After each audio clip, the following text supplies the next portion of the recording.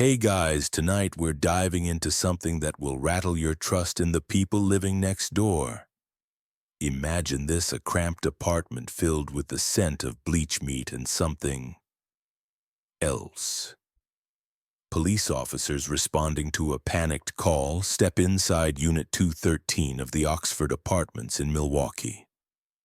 The light overhead flickers slightly as one officer, young and unsure, walks toward the kitchen. There's a fridge. Just a fridge. Nothing unusual until he opens it. A blast of odor, metallic rot, something sour, floods the room. He squints, recoils, and peers closer. Inside, on the middle shelf, sitting upright in a plastic container, is a freshly severed human head. Eyes closed, mouth slightly open. The officer drops the door, but it's too late. The illusion of normalcy, of safety, is shattered. On the counter, Polaroid photos. Posed bodies, limbs twisted, sometimes smiling, sometimes mid-dissection. On the stove, a blackened pot with hands boiled clean to the bone. In the bedroom, a drum filled with acid and dissolving torsos. And just across the room in cuffs stands Jeffrey Dahmer. Shirtless, calm, and oddly polite. Like he's just been caught with overdue library books. Before you dive deeper into this chilling truth, consider hitting like and subscribing, but only if you truly enjoy what I do here. Drop a comment with the time and place you're watching, so I know you're still out there. And we'll dive into tonight's journey together.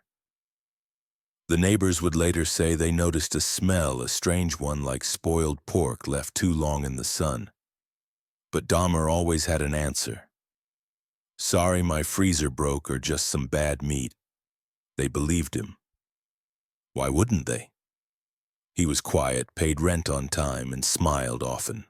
No one imagined that just feet away, behind thin apartment walls, he was preserving body parts, photographing corpses, and eating pieces of men he had seduced and slaughtered. The fridge was just the beginning.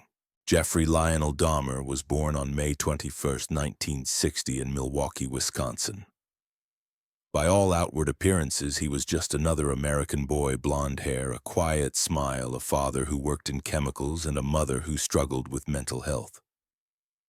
But inside Jeffrey, something was breaking, and no one was watching closely enough to notice. As a child, he was fascinated with what lay beneath. Not just beneath the surface of skin, but beneath the pretense of normal life. While other boys collected baseball cards, Jeffrey collected bones. It started small, roadkill, squirrels, frogs, and ended with him slicing open carcasses in the backyard shed, fascinated by how tendons moved, how organs connected. At school, he was invisible, a ghost with a heartbeat. Occasionally, he'd perform pranks, fake seizures in class, odd outbursts of laughter, but these were just smokescreens. He drank heavily even during school hours. There were no girlfriends, no ambitions, just silence. His parents' divorce broke him further. The fighting, the abandonment. His mother left one morning with his younger brother, and Jeffrey stayed behind, alone in the family house. Just him, a few cans of beer, and an emptiness that hummed beneath the floorboards. At 18, he killed for the first time. Stephen Hicks was a hitchhiker, a clean-cut, friendly kid heading to a rock concert. Dahmer offered him a ride, a beer, and an invitation to hang out. They talked music. They drank. Hicks said he had to leave. Dahmer panicked. He couldn't bear the idea of being left again. So he picked up a dumbbell and swung. When Stephen's body lay still, Dahmer stood over him, not in horror, but in awe. He dismembered the body methodically, carefully. Acid helped. Fire helped. But what helped most was time to learn how to make a person vanish. Hicks disappeared without a trace. And then, nothing. For years. No arrests, no whispers. Dahmer even enlisted in the army stationed in Germany. He drank more. He was discharged early for unfit behavior, but no one knew why. He drifted. Florida, Ohio, back to Milwaukee. The second life he lived alone. Gay alcoholic spiraling was never visible on the surface. He lived in seedy neighborhoods, worked in chocolate factories, smiled at neighbors. And when he killed again, it was as though he'd been planning it all along. There were warning signs, of course. A young man drugged in a hotel room. Another found dazed in the street. Complaints of strange smells and odd noises, but every time Dahmer explained it away. He was shy. He was troubled.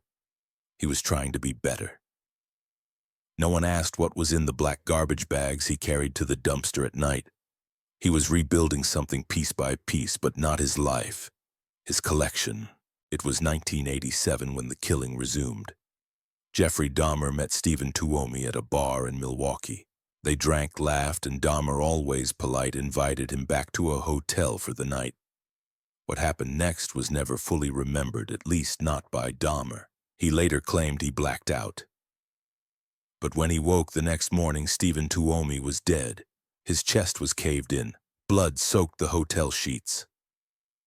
Dahmer stared for a long time, not with panic, but with calculation. There was no suitcase large enough to fit the body, so he bought one, shoved the corpse inside, wheeled it out past the front desk, down the street, and into a taxi. Back to his grandmother's house. In her basement, he dismembered the body. Methodically, quietly, bones were crushed and scattered. Flesh was bagged and thrown away, organs dissolved in chemicals. It was messy, but something had changed. The murder didn't repulse him. It thrilled him. He'd found something that filled the hole inside him. Control, dominance, possession. Soon the process became ritual, victim after victim. Young, vulnerable, often men of color or from lower-income backgrounds, people whose disappearances wouldn't make the news.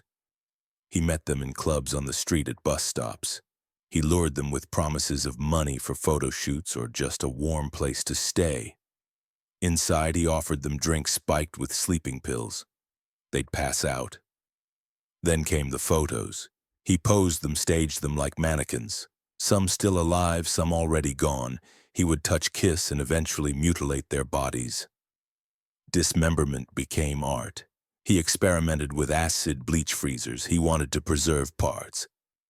Heads, hearts, genitals, sometimes to eat, sometimes to keep. One man's bicep was seasoned and fried in a pan. Another's heart boiled and stored for later. He took Polaroids of everything. Arms hanging from bathtubs. Torsos bent backwards. Eyes wide open. He taped the images to his walls as though curating a gallery. But what scared even him was how easy it became. One night his grandmother complained of the smell. He moved out soon after. That's when he found apartment 213. It was perfect, isolated, soundproofed his own. From there the killings escalated. Ricky Beeks, Anthony Sears, Raymond Smith, Edward W. Smith, Ernest Miller, each with a story, each with a brutal, silent end. Some were strangled, some bled out. One had his heart removed while he was still warm. Dahmer kept detailed records, names, dates, photos. But to him, they were never people. They were possessions. He drilled holes in some of their skulls and poured acid inside, hoping to create zombie lovers who would stay forever. None survived, and still no one came knocking.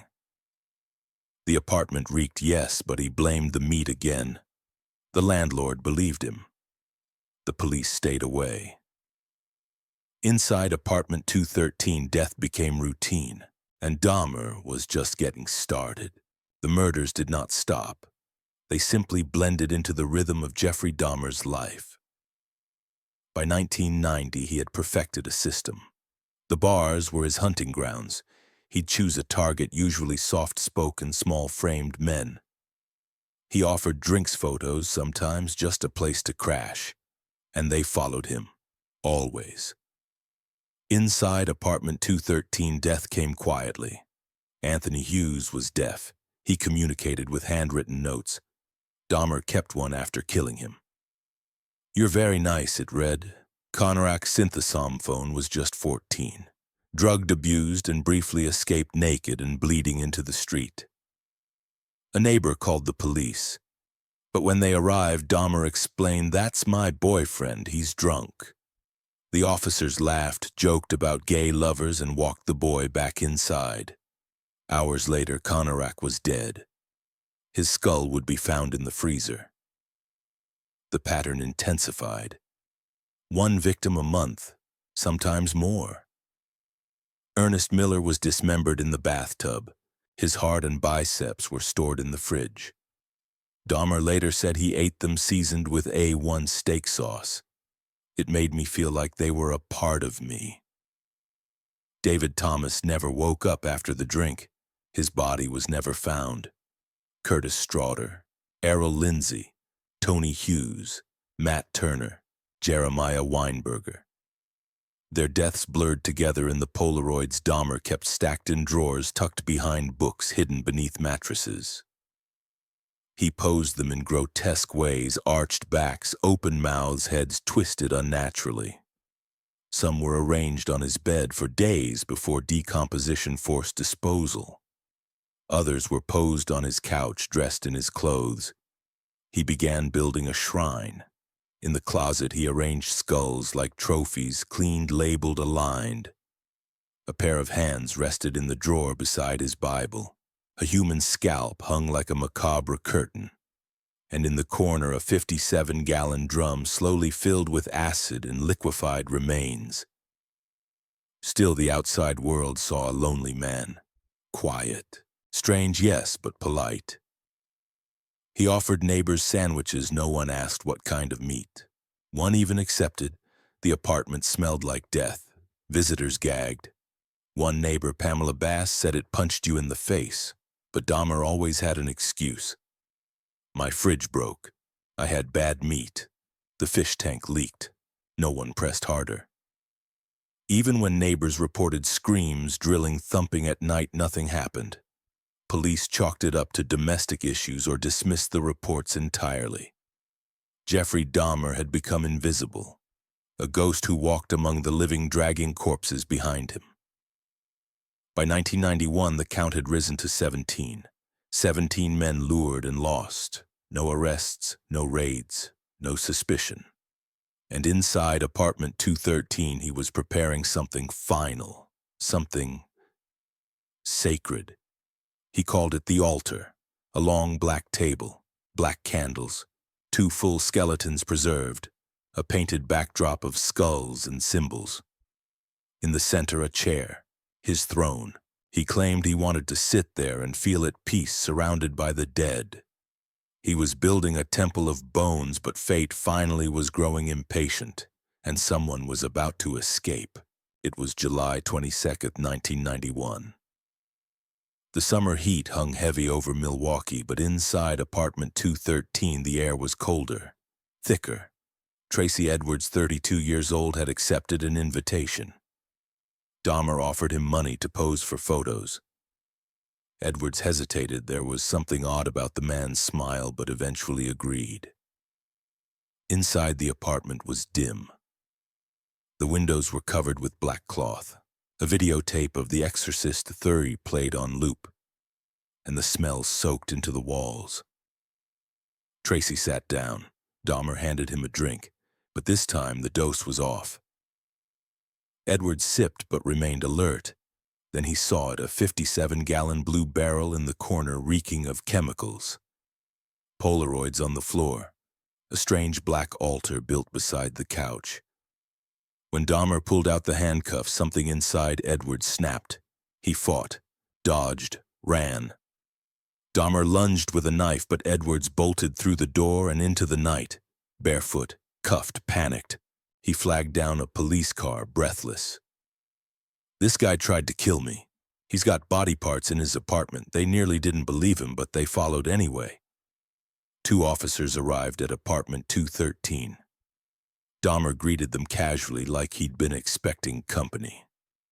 When they asked about the cuffs, he mumbled an excuse. One officer, eyes scanning the small room, asked to look around. Dahmer hesitated, then nodded. Inside, the first thing they noticed was the smell. Then the Polaroids. One flipped over showed a man headless lying across the bed. Another showed hands, torsos, flesh opened like meat. The officer whispered, "These are real." Dahmer didn't run, he didn't scream, he simply said, "For what I did, I should be dead." Backup arrived. They opened the fridge. Inside, they found a freshly severed head. In the freezer, heart's muscles and organs wrapped in plastic. On the shelves, skulls. A pot on the stove contained human hands boiled and peeling. In the bedroom, a drawer full of genitals. In the closet, bleached bones. On the altar, candles, skulls, and a mirror positioned so that he could watch himself, while surrounded by the dead. The full inventory of horror included 7 human skulls, 2 full skeletons, a painted altar wall, dozens of Polaroids documenting every stage of mutilation, 3 heads in the freezer, a human heart intended for consumption. Reporters would later call it a house of horrors. But it wasn't a house. It was a small apartment, 1 wall away from other people. People who ate dinner, watched TV, and never imagined they were sleeping next to a man who drilled holes in skulls and dissolved torsos in acid. When news broke, Milwaukee erupted. But one detail shattered trust beyond repair. The police had been there before. The case of Konarak synthesomphone returned to Dahmer's arms by the very people who were supposed to protect him ignited fury. Cops laughed on their recorded dispatches. "It's just a couple of queers. They never checked IDs. Never asked questions, never opened the door. Had they done so, 4 victims might still be alive." And so the public asked, was this about race? About class? About sexuality? Why had no one listened? Why had no one seen the monster? Dahmer in interrogation confessed calmly. In detail, no hesitation. He remembered every name, every date, every cut. He said he didn't enjoy the killing, only what came after. The control, the silence, the possession. He never screamed, never cried, only smiled. When the public heard the full confession, it was almost too surreal to accept. Jeffrey Dahmer, the soft-spoken man next door, had killed 17 men and boys over a span of 13 years. He'd slept beside their corpses, eaten parts of their bodies, and attempted to turn them into permanent companions using crude brain surgeries with household tools. And he remembered everything, each victim, each photo, each name. But there was one name that stood out: Konarak synthesomphone. The boy wasn't just a tragic footnote. He was a crack in the timeline, a signal flare ignored. And here's the twist: 2 years before murdering Konarak, Dahmer had been convicted of molesting the boy's older brother. In 1988, he lured the 13-year-old brother into his apartment under false pretenses, drugged him, and assaulted him. He was sentenced to 1 year in jail, but served only 10 months, released early, placed back into society, no further tracking, no warning to the community. And then 2 years later, he met the younger brother, Konarak, and killed him. This wasn't coincidence. It was institutional failure. The entire system, courts, police, parole officers had looked the other way. And it wasn't the only failure. Neighbors had called repeatedly about the smell, about screams, about a naked, bleeding boy. Nothing was done. One detective later claimed they trusted the man. He seemed normal. The truth, he seemed white, quiet, middle class. And his victims weren't. Most of them were Black, Latino, or Southeast Asian. Most lived on the fringes of society. Many were gay, some were undocumented. Few had families with resources to raise their disappearances to the media. Dahmer knew this. He even said it in interviews: "I targeted people who wouldn't be missed." But here's what the court never revealed: Dahmer may not have acted alone, at least not entirely. A few witnesses claimed to have seen other men come and go from the apartment. Some said they saw Dahmer carrying heavy garbage bags, always at night, always with a different expression. One man even said he helped move a foul-smelling box, but thought better than to ask. No one followed up. Even more haunting, some of the victims had defensive wounds that didn't match Dahmer's confessions. Some had evidence of multiple attackers, but these inconsistencies were quietly buried in the files. Why? Because the narrative was too tidy. A lone monster, a broken man, a freak of nature, easier to accept, easier to close. The truth was messier. The city of Milwaukee had failed its own people, again and again. And in that failure, 17 lives disappeared. When Dahmer was sentenced in 1992, the judge called him a person of great evil and gave him 15 life sentences over 900 years. But he didn't last long. Inside Columbia Correctional Institution, he was kept in solitary for his own safety. But over time, he was allowed more privileges. He joined a Bible study group. He began cleaning duties. He joked with guards. He smiled. Until November 28, 1994. Christopher Scarver, another inmate, followed Dahmer into the prison gym shower. He used a metal bar, crushed his skull. When guards arrived, Dahmer was still breathing, just barely. He died an hour later. No final words, no apologies, just a blank stare and the echo of silence that had always followed him. Some called it justice, others called it escape, and a few still believed that parts of the truth died with him, that someone else knew, that someone else helped. That apartment 213 wasn't just a tomb, it was a stage. But if that's true, they never came forward. Maybe they never will. They tore down the building. In 1992, just a year after Dahmer's arrest, the city of Milwaukee decided there was no saving the Oxford apartments. Apartment 213 was sealed, then bulldozed. The ground was left empty, undeveloped, a scar that the neighborhood never quite healed from. No one wanted to live where 17 people had died, where screams had echoed through walls too thin, where a man had built an altar from bones and memories. But the silence didn't stay buried. Families of the victims received what little remained: photographs, bones, occasionally a wallet or ring. Most were too damaged to recognize. Funerals were held years after the deaths, some without bodies. Just a name, just an ache. Pamela Bass, Dahmer's next-door neighbor, said for years she couldn't sleep. She remembered his smile, his politeness, the time he offered her a sandwich, which she now feared was made of human flesh. She never ate it, but she never forgot. Milwaukee paid for counseling programs for community healing. But what was lost could not be replaced. 17 men, each with a story, a family, a future. And yet in media and history, it was Dahmer's name that endured. Books, documentaries, films, Halloween costumes, memes. As if the real horror wasn't the killings themselves, but how quickly the public turned pain into entertainment. In interviews, Dahmer remained disturbingly calm. He described his actions as if listing chores.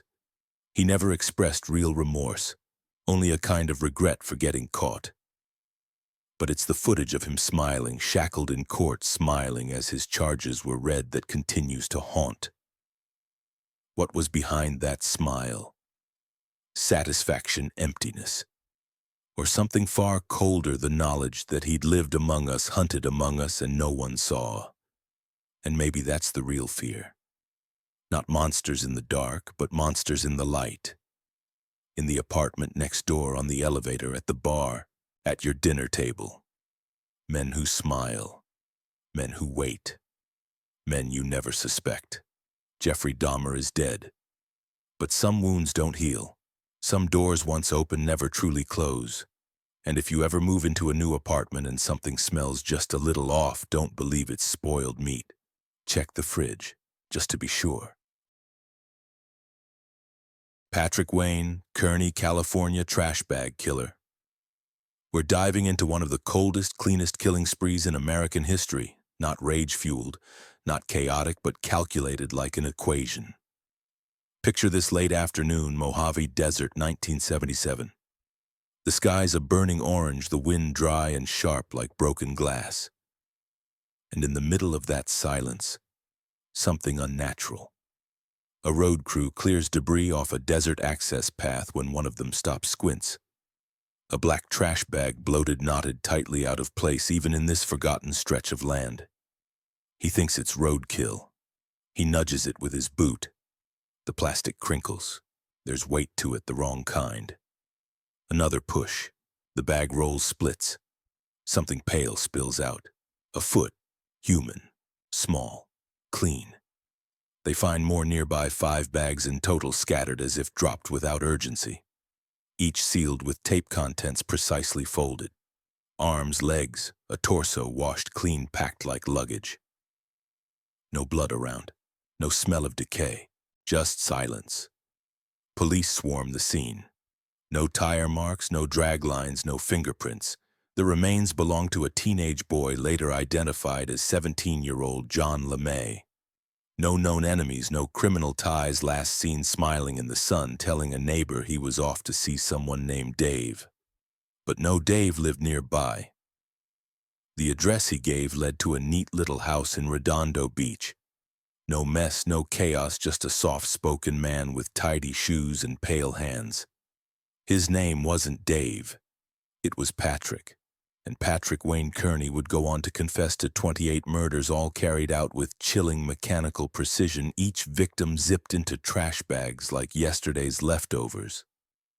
Before you dive deeper into this chilling truth, consider hitting like and subscribing, but only if you truly enjoy what I do here. Drop a comment with the time and place you're watching, so I know you're still out there. And we'll dive into tonight's journey together. Patrick Wayne Kearney was born on September 24, 1939 in East Texas, a place of long silences and longer shadows. His early life didn't scream monster, it whispered. A small underweight boy with a chronic sickliness that kept him indoors and out of sync with the rough sun-baked boys of his neighborhood. His father was strict but not violent, just distant, the kind of man who believed emotions were private matters. His mother was colder still, emotionally aloof, more concerned with cleanliness and quiet than with comfort. Patrick learned early that needs were best kept to himself. At school, the isolation deepened. Other kids picked up on his voice, high-pitched and soft, on his frame, wiry and easy to knock down. He became the target, shoved into lockers, mocked in gym class, left out of games, no friends, no refuge. But Patrick wasn't violent, not outwardly. Instead, he retreated inward, building a private world where he had the control he lacked in real life. At first, it was just daydreams, the bullies slipping on ice, failing in front of girls. Then it got darker. They died in those fantasies. Crumpled. Silent. By 13, death wasn't just imagined, it was rehearsed. He would lie in bed at night and run the scenes in his mind, how he'd kill them, how they'd look when they stopped breathing, how clean it would be. Over time, those thoughts became rituals. The idea of silence, absolute willing silence, became arousing. Killing, he realized, wasn't about anger. It was about control. No one noticed. No one asked why the boy in the corner was always staring, why he sometimes smiled at nothing. By his early 20s, Patrick had learned to mimic normalcy. He married briefly a woman named Betty. It failed fast. There was no abuse, no violence, just distance, cold sheets, long silences. She left. He didn't object. Later, he joined the Air Force. It didn't last. But something important happened during that time. He met David Hill.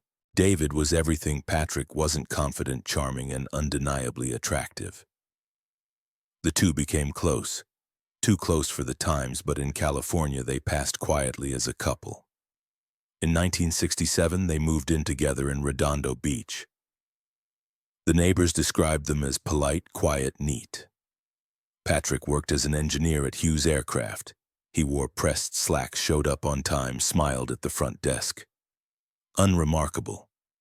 But beneath that normalcy, the old hunger was back. Stronger now. And this time he had privacy. A car with plastic-covered seats, a partner who traveled often, a reputation for being quiet. The fantasies were no longer enough, and Patrick had already decided the only thing better than imagining control was taking it. It started on an empty highway, early 1960s. The sun had barely touched the California horizon when Patrick saw the boy, maybe 16, maybe younger, thumbing for a ride. Alone, dusty backpack, blonde hair, sunburned cheeks. Patrick slowed, rolled down the window, smiled. Need a lift? The boy looked unsure for a moment, then nodded. They drove in silence, at first the radio low. Patrick asked vague questions, where you from, where you headed, but didn't press. He was practiced at this already, making himself small, agreeable, boring. He didn't want attention. He wanted silence. A few miles and just past a bend that dipped away from the road, Patrick reached into the glove compartment, pulled out a small, well-oiled .22 pistol. The boy looked over, puzzled. There wasn't time to scream. One shot, behind the right ear. Blood sprayed across the window. Patrick didn't panic. He reached across the boy's lap, unbuckled the seatbelt, and drove on. The corpse slumped beside him, eyes open, mouth slightly agape.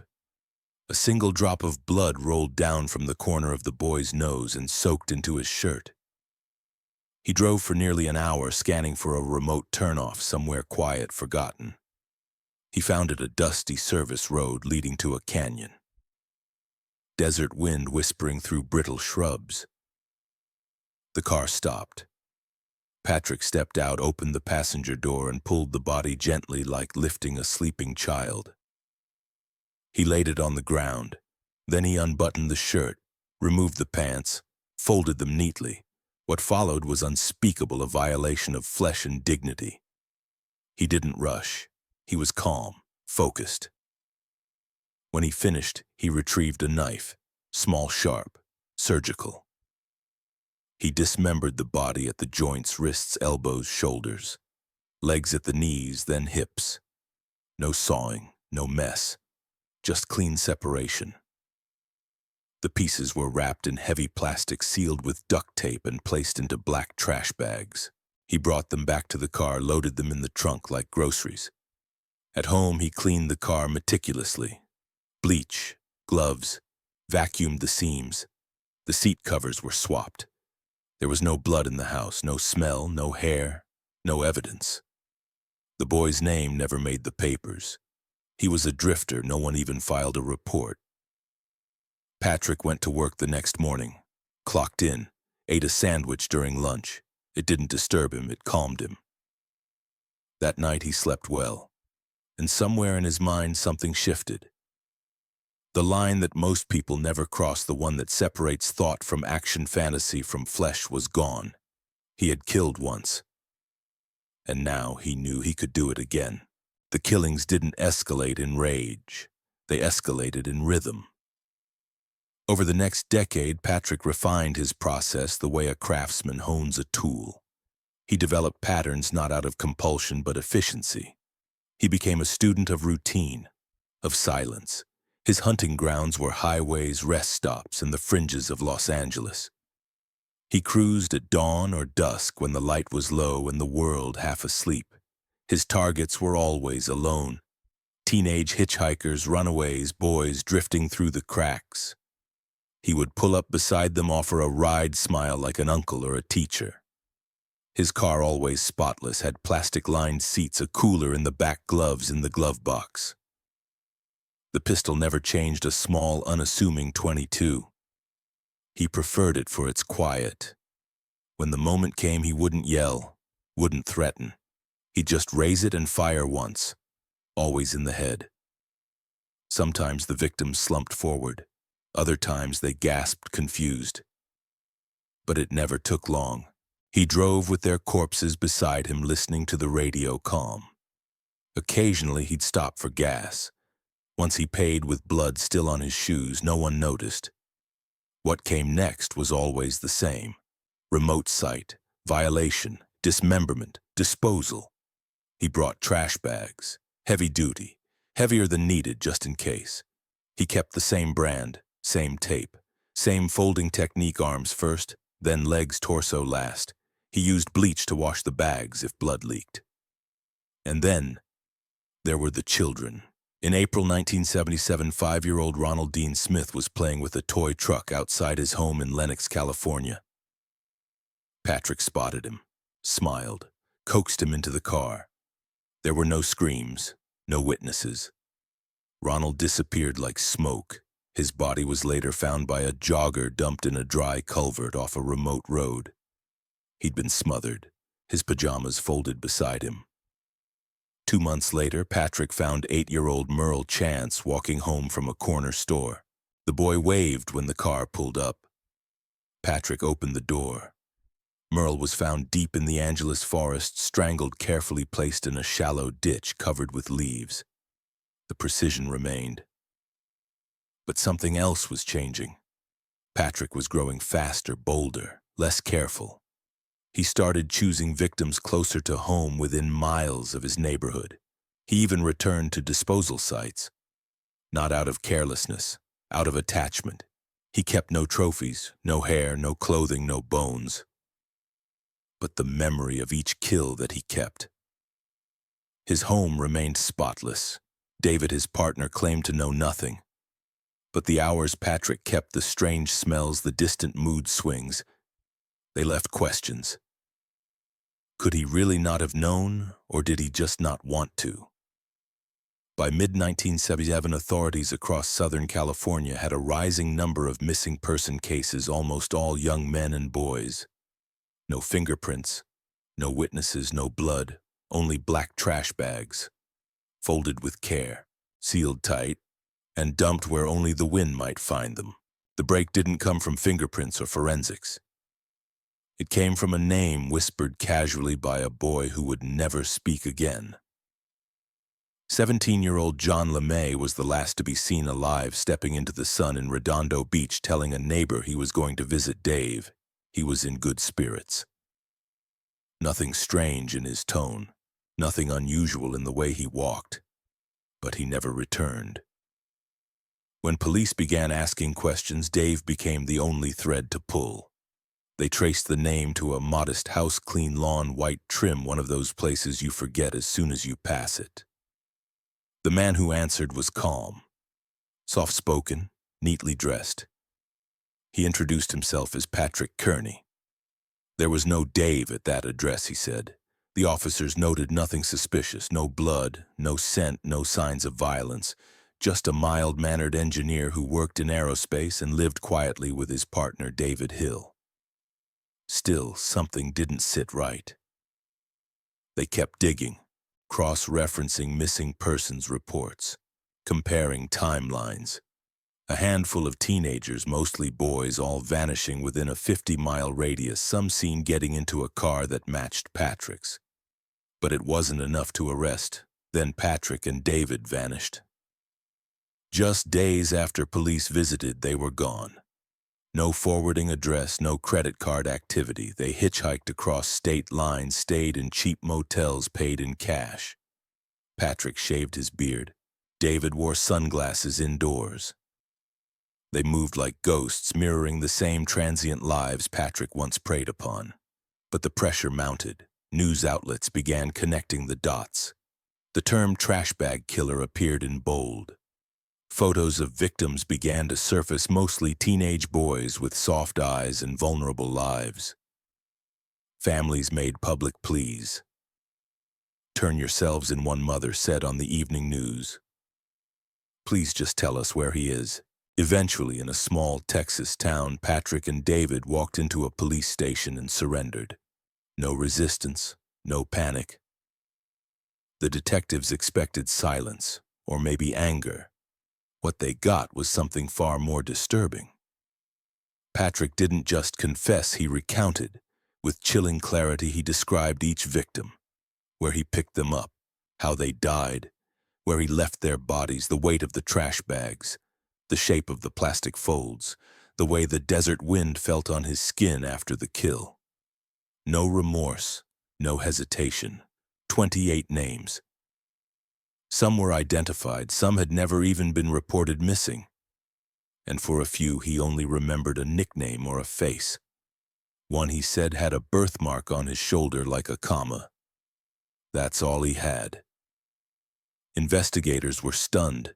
The details were too precise to ignore. Distances, gas station stops, brands of tape. Bag dimensions. He described the sound a boy made when smothered, like an exhale that never came back. But what made the confessions unbearable wasn't just the horror. It was the discipline. He didn't kill in anger. He killed like someone checking off a list. And when asked why he stopped, he answered, "I didn't. You just found me first."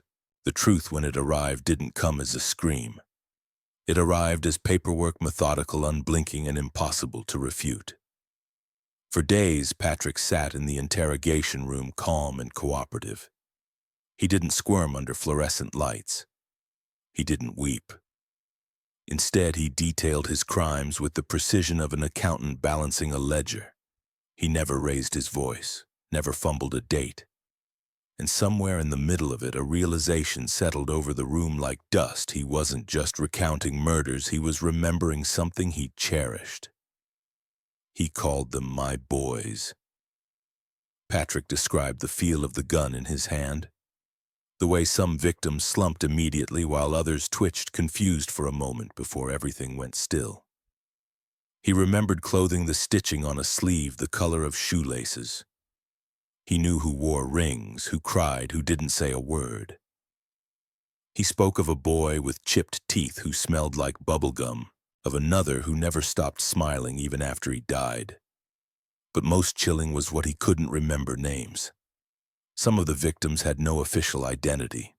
Runaways, foster kids, hitchhikers who disappeared without anyone filing a report. To the system, they were blank spaces. To Patrick, they were events. Moments. And not all of them were confirmed. Some of the locations he gave led to nothing: empty dirt, rotting foliage. Police began to question, was he lying? Inventing, exaggerating. But then they checked the details. Topography, distances, bus stop routes, and the patterns returned. One detective remarked it was like he had a map in his head, not of roads, but of where to leave bodies. And just when they thought they had heard the worst, Patrick asked for a pen and began drawing. He sketched crude outlines of bodies, where he shot them, how they curled, how the trash bags folded around joints. One diagram showed how he used a tarp to minimize mess in the car. Another illustrated the precise angle he held the pistol so the bullet would lodge deep, minimizing exit trauma. He had rehearsed all of it. He even described how he avoided detection by alternating dump sites, desert roads, dry riverbeds, abandoned canyons. Never too close together, never in places he could be tracked by routine.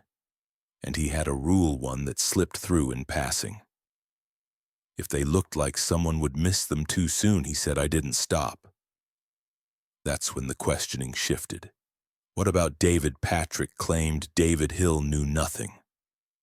Said they lived like roommates, parallel lives in a shared house. But the hours Patrick kept the nights away, the occasional blood-stained clothing.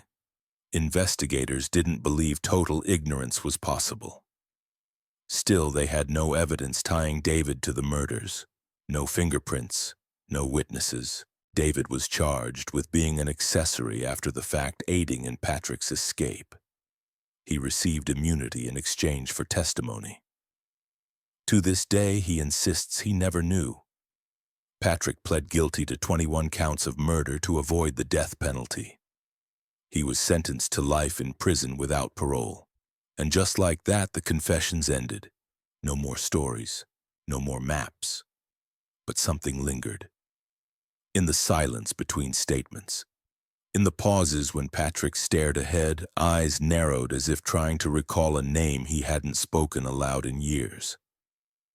Detectives began to wonder, were there more? One officer who had interviewed serial killers before later said he wasn't proud, he wasn't ashamed.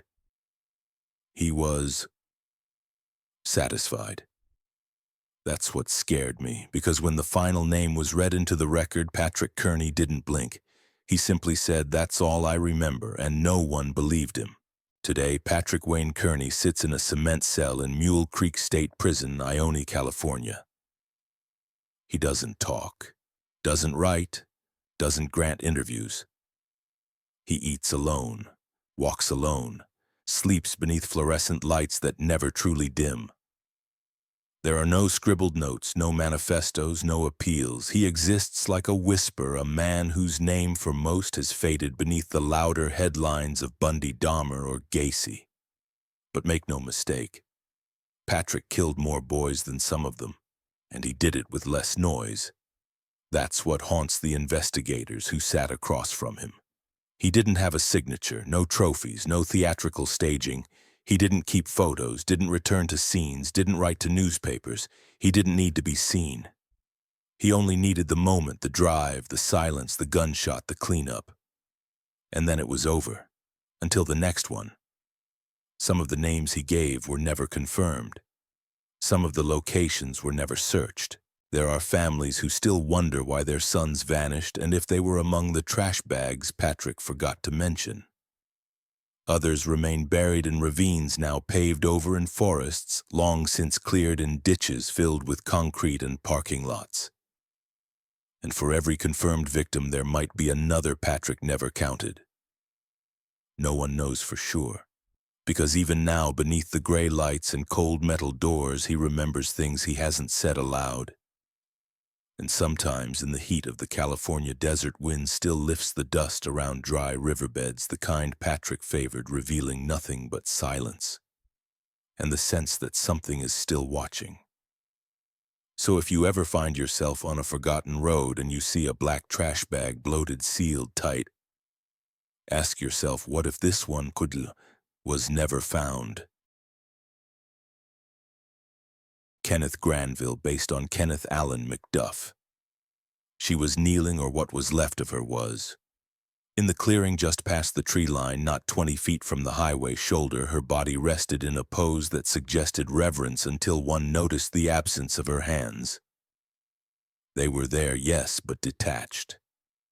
One placed gently against each temple as though to cradle the head that stared up at the gray dawn sky. Her eyes were wide open, irises pale as if death had caught her mid-realization. Her mouth was parted in a frozen scream, tongue protruding slightly like a protest interrupted. The dew had formed on her skin, a soft shimmer that made the bruising around her neck and collarbone stand out like rot on fruit. Her blouse was buttoned to the top, though the buttons didn't match.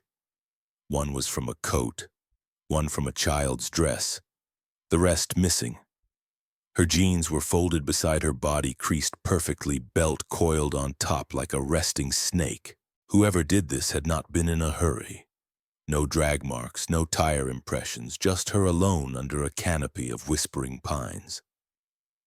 A small silver locket rested on her chest. Inside, a faded photograph of two teenage girls smiling into the sun. One of them was her, the other unknown. The responding deputy would later describe a pressure in the air like before a thunderstorm. Birds didn't return to that spot for weeks. They had to dig a hole to keep the scent from drawing animals. Her name was Marie Cutler. She was 17, reported missing 3 days ago on her way home from a night shift at the diner. What happened to her between then and now would take months to unravel. But even on that first morning, the question hung heavier than the dawn mist. Who could do such a thing? The town of Rosewood, Texas, wasn't on most maps. A speck of rust and scrub land 60 miles south of Waco, where pickup trucks outnumbered streetlights and the air always smelled faintly of burning mesquite. Life there moved slow except when it stopped entirely, like it did for the Cutler family when Marie didn't come home. But long before Marie Cutler was born, long before anyone had heard the name Kenneth Granville, there was a house on the edge of town where the curtains always stayed drawn. Kenneth Allen Granville came into the world on a suffocating July night in 1946. His mother Bessie said he didn't cry, not once, just stared at her with wide, unblinking eyes. His father, a part-time mechanic and full-time drunk, wasn't there to see it. He disappeared 2 weeks before, never to return. Some say that's where Kenneth's sickness began. Others think it was already there. Bessie raised him alone. But she wasn't a mother in any warm sense of the word. She was harsh, erratic. She'd disappear for days, then return smelling of cheap perfume and liquor. When Kenneth was 7, a neighbor reported hearing screams from inside the house, like something was being killed, she'd later say. Police came once. Nothing was done. No one followed up. At school, Kenneth was silent and stiff. He failed most subjects, but excelled at drawing always the same things, eyes crosses animals with their mouths sewn shut. Once a teacher found a dead cat folded neatly into Kenneth's lunchbox. She said nothing, just called in sick the next day and the next, and eventually transferred. By 14, Kenneth had been expelled twice and caught torturing a stray dog behind the gas station. His mother insisted he was special, not bad. No charges were pressed. In small towns, cruelty gets mistaken for trouble and trouble gets overlooked. Then something unspoken happened. It's mentioned only in sealed records and vague rumors, but the story passed in whispers behind closed doors. Said Kenneth had tried to force himself on his mother one night. She locked herself in the pantry and didn't come out for 2 days. After that, she never left the house again. Kenneth started sleeping in the tool shed. The draft took him at 18. Vietnam gave him a place to vanish.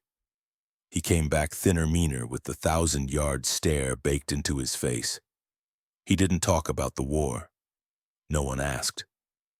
But he got a tattoo across his ribs, letters too warped to read, now burned and stretched across scar tissue. He worked odd jobs, stayed quiet, always watching. In 1972, he met a girl named Rachel Cutler, Marie's older sister. She was 17. Kenneth was 26. Their relationship was short, strange, and according to Rachel, something I still have nightmares about. No one knows what exactly happened, only that Rachel left town not long after and wouldn't speak to her family again for years. Kenneth stayed. He lived alone in a trailer outside town limits, surrounded by thorn brush and broken-down cars. Once a week, he came into Rosewood for groceries and cigarettes. People whispered, but no one confronted him. His stare made them forget how. When Marie Cutler went missing, Kenneth's name came up only once. A passing remark from a diner waitress. She used to serve him. Said he tipped in coins and stared too long. But there were no complaints, no calls, nothing actionable. At the time, the police didn't even go out to his trailer. The darkness had always been there. But like everything else in Rosewood, it was ignored until it couldn't be. The rain that night came hard and fast, slicking the empty roads and washing out the moonlight in sheets of silver. Marie had just finished her shift at the diner, a double, her third that week. She was tired. Her shoes were soaked from a spill near the kitchen. Her apron still smelled faintly of old bacon grease. It was nearly 11:30 when she clocked out. Her ride, a co-worker named Tammy, had offered to wait, but Marie declined. "I live close," she said. "Besides, I walk faster in the rain." It was a lie. But Marie wanted the quiet, the space to think. Her sister Rachel had called out of the blue 2 days prior. After nearly 8 years of silence, she said she needed to talk about something she should have told their family long ago. Marie had agreed to meet her that weekend, but Rachel hadn't called back, so Marie walked. She didn't see the pickup until it slowed beside her, headlights dimmed, windows fogged from the inside. It coasted along the shoulder like a predator in tall grass. She quickened her pace. The engine growled low. The window rolled down. "Need a ride?" the voice asked. She didn't answer, just kept walking. The truck pulled ahead and stopped at the bend. She crossed the street, but so did the truck. That was the last time anyone saw her alive. When her body was found 3 days later, every major artery had been severed post-mortem. Her hands, carefully removed with surgical precision, showed no signs of defensive wounds. But her wrists had been broken, not cut, not snapped, broken as if someone had crushed them slowly. The medical examiner found two strange things: lipstick smeared on the inside of her lips and a sliver of cloth pink lace stuffed deep inside her throat. It took hours to extract. The locket around her neck belonged to her sister Rachel. They found the rest of her clothing folded beside her, dry despite the weather. No fingerprints, no semen, no tire tracks. The dump site had been wiped clean. Whoever had done this had taken their time, had planned it, had watched her. A week later, an anonymous tip led deputies to an abandoned farmhouse on the outskirts of Rosewood. Inside, the floorboards were stained in patterns impossible to identify. Animal blood, they assumed. A long steel table stood in the center of the room. Shackles hung from the ceiling beams. In the sink, a single butter knife, clean but with remnants of tissue wedged into the serrations. The farmhouse had once belonged to the Granville family. Condemned after Bessie Granville's body was found in the attic, shriveled and partially mummified. No one knew how long she'd been dead before Kenneth left for Vietnam. In the basement, they found something else, a Polaroid nailed to the wall. It showed a girl, Mory, eyes open, hands still attached, mouth gagged with a strip of pink lace. She was alive when the photo was taken. The timestamp on the photo placed it 2 nights before her body was found. Kenneth Granville was not at his trailer when they went to arrest him. The door was open. The lights were off. The stove was still warm. On the table was a single sheet of paper. 3 words written in red ink: "I cleaned her." The next body was found 6 days later. Eloise Martin, 19, last seen hitchhiking along Highway 84. A nursing student headed home for spring break. Her body was discovered propped against a rusted oil drum behind a shuttered rest stop. Her scalp had been removed, neatly, cleanly, no blood at the scene. Her hair, long auburn, carefully braided, was draped across her lap like a shawl. There were marks on her face carved with something dull. 2 letters, RG. They didn't match her initials. She was posed like Marie, upright eyes, open limbs arranged with eerie gentleness. But there were differences. No missing hands, no locket, just the hair and the letters. The escalation had begun. Within the next month, 3 more women vanished within a 60-mile radius. The second, Lydia Brooks, was found in a drainage pipe off a service road, disemboweled with her intestines wrapped around her like a sash. Her mouth had been sewn shut with red thread. The thread came from a doll's dress. The autopsy confirmed she was alive for most of it. The third, Dina Kelly, was discovered locked inside an abandoned school locker. Her body had been compressed to fit bones snapped inward. Her eyes had been removed and replaced with cotton balls soaked in perfume. The initials RG were scratched into the inside of the locker door, again not hers. The fourth girl was never officially identified. Just a torso and 1 arm dumped beside a burned-out church west of town. On the charred wall, written in ash and what appeared to be blood, "She answered." Each crime scene grew more ritualistic, more deranged. But the commonalities were hard to ignore. The same geographic triangle, the same surgical precision, the same initials carved or left behind. RG detectives scrambled for a connection. None of the girls knew each other. Their ages ranged from 16 to 24. No shared schools, no shared employers, no shared family except one, Rachel Cutler, Marie's sister. She had gone missing 2 weeks after Marie's funeral. No official report. She'd been estranged. But a neighbor recalled seeing a man outside her apartment, just standing there smoking. White truck. No plates. When shown a photo of Kenneth Granville, the neighbor said, "That's him, but older." He didn't look like a man anymore, more like something wearing a man's skin. Still, there was no trace of Rachel.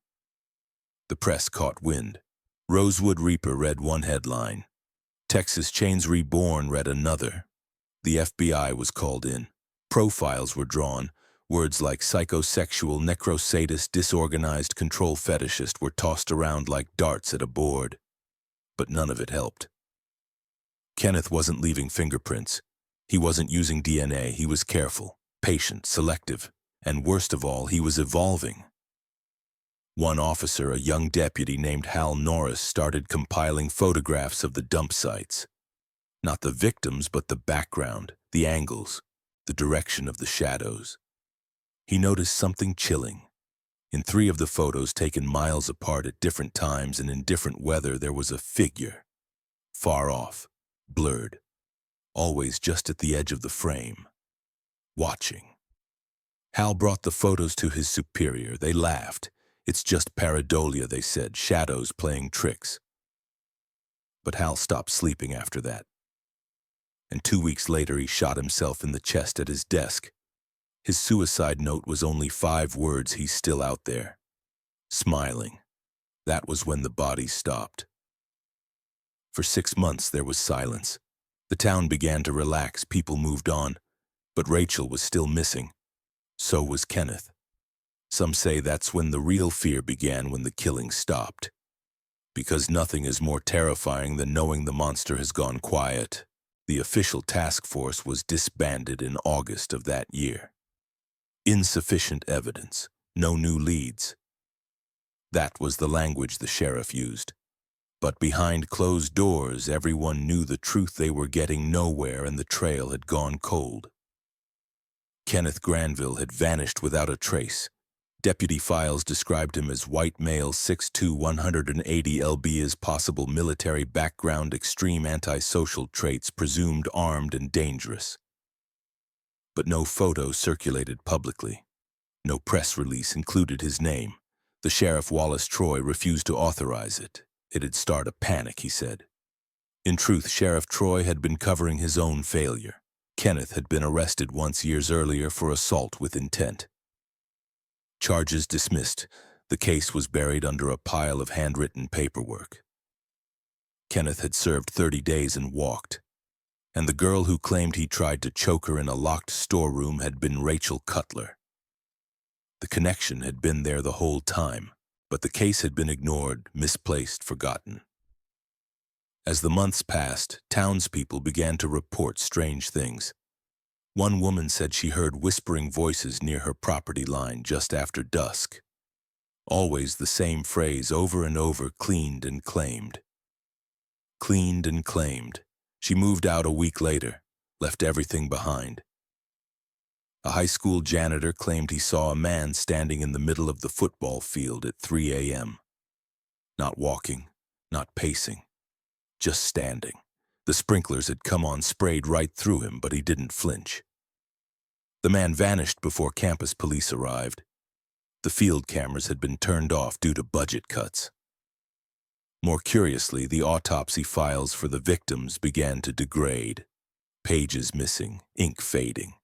Some photographs reversed negative images that had not been scanned that way. One technician swore that Marie's corpse, once fixed in a scream, now had the faintest hint of a smile. People began talking about curses. The detective in charge, Thomas Ellery, wasn't a superstitious man. 20 years on the force, he'd seen all manner of depravity. But this case, this man was different. Every thread he pulled unraveled into something older, darker. He started visiting Kenneth's old farmhouse at night despite orders. Once he found a fresh cigarette butt on the porch, still warm. Another time, a dead coyote nailed to the door in a crucifix shape. Its eyes had been replaced with doll buttons. But the most disturbing visit was the last. In the kitchen, everything was just as before: dust, thick air, heavy. But in the sink was a new butter knife, this one coated in something red. And on the wall, written in what appeared to be lipstick, "You stopped looking." That night, Ellery went home and burned all the case files. He left town the next day, never returned. It was the janitor again, the one who'd seen the man on the field, who led police to the next clue. He'd started following local obituaries, looking for any pattern, any oddity. He noticed that in 5 separate cases the deceased, all elderly women, had received flowers from the same anonymous sender. Each bouquet included the same message she knew. In one case, the daughter of the deceased remembered a man attending the funeral standing alone in the back. Tall, gray hair, quiet. She thought he might have been a priest, but he never spoke to anyone, just watched. The link was tenuous, but when the daughter was shown a photo of Kenneth Granville, an aged version AI enhanced by the FBI, she dropped the picture. "That's him," she whispered. Except he didn't have eyes. The reports were piling up now. Unsubstantiated, unprovable, but all eerily consistent.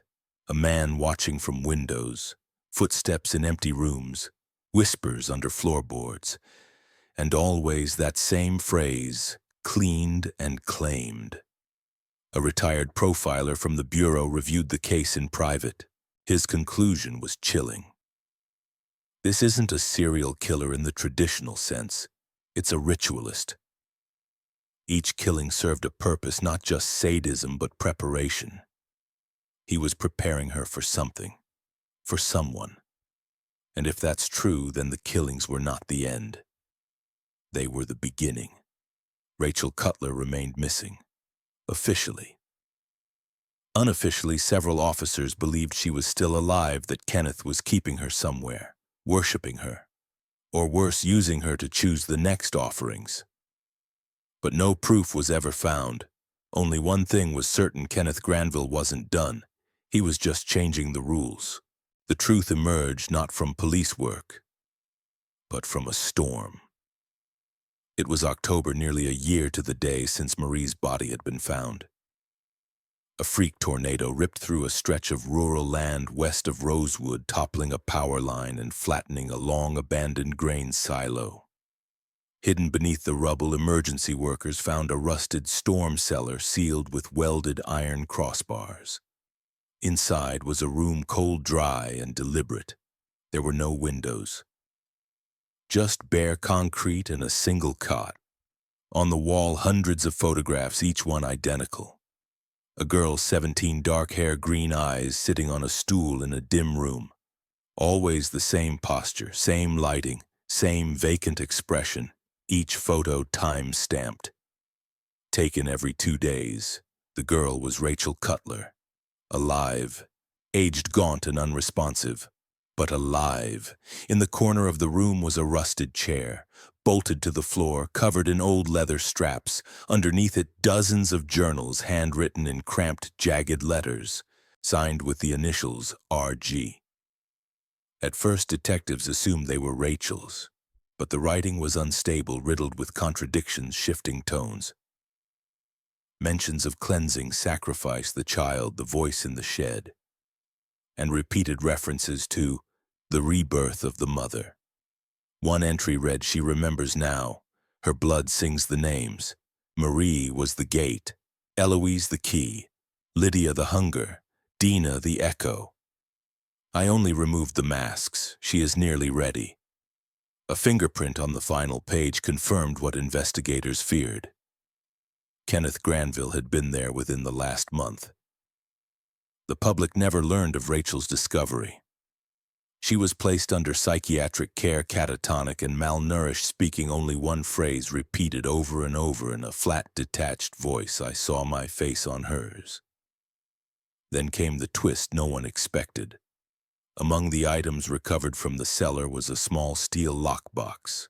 Inside, charred fragments of photographs, scraps of clothing, a necklace not Rachel's, and a bone, small, delicate, unmistakably human. DNA testing revealed the impossible. The remains belonged to Rachel Cutler.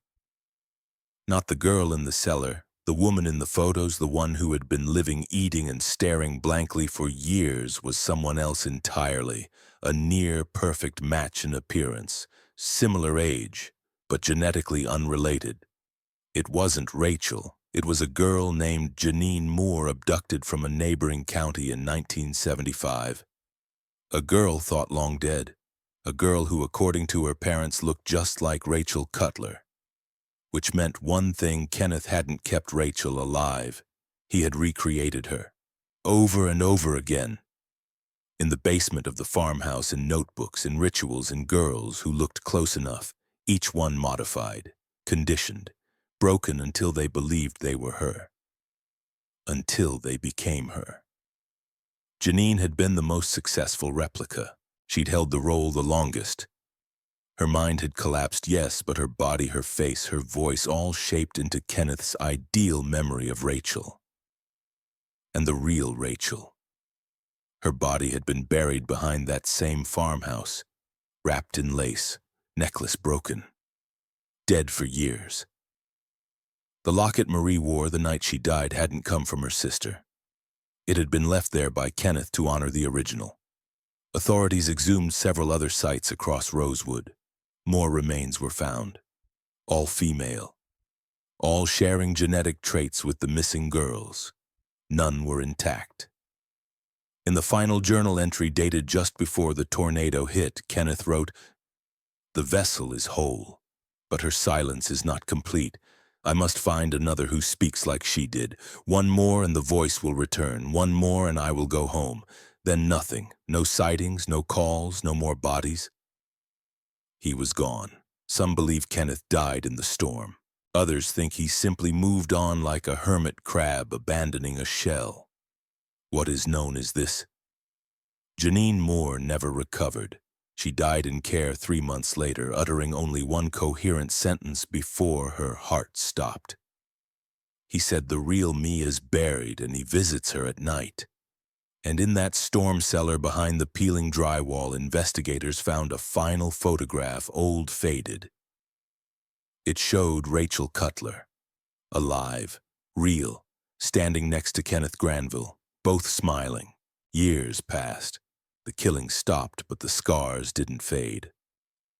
Rosewood tried to forget, tried to bury its shame under new developments, paved roads, a remodeled town square. But no matter how fresh the paint or how clean the streets, there was something in the air that never left, like the hum of distant power lines, like breath against the back of your neck when no one is there. The farmhouse was demolished, the storm cellar filled in, the photographs burned. Sheriff Wallace Troy retired quietly, never giving another interview. Detective Ellery was never seen again, though a postcard postmarked from Oregon arrived at the station 2 years later. No return address, just 3 words. You were right. Rachel Cutler's grave became a pilgrimage site for a time, people leaving candles, dolls, handwritten letters. Then the visits stopped and the weeds took over. There was never a trial, no arrests, no death certificate for Kenneth Granville, only sightings. Always vague, always distant. A tall man in truck stop diners. A voice humming nursery rhymes behind motel walls. Once a caller told a Texas radio station he's not killing anymore. He doesn't need to. He's already found her. Now he's just waiting. No one traced the call. In 1997, a family moved into a newly built home on the edge of town. Subdivision called Whisper Ridge. Quiet place, good schools. The father worked nights. The mother stayed home with their 3 daughters. One evening, the youngest, 4 years old, began speaking to someone in her closet. She said he had sad eyes and cut-up hands. When her parents asked what his name was, she whispered, "Kenny."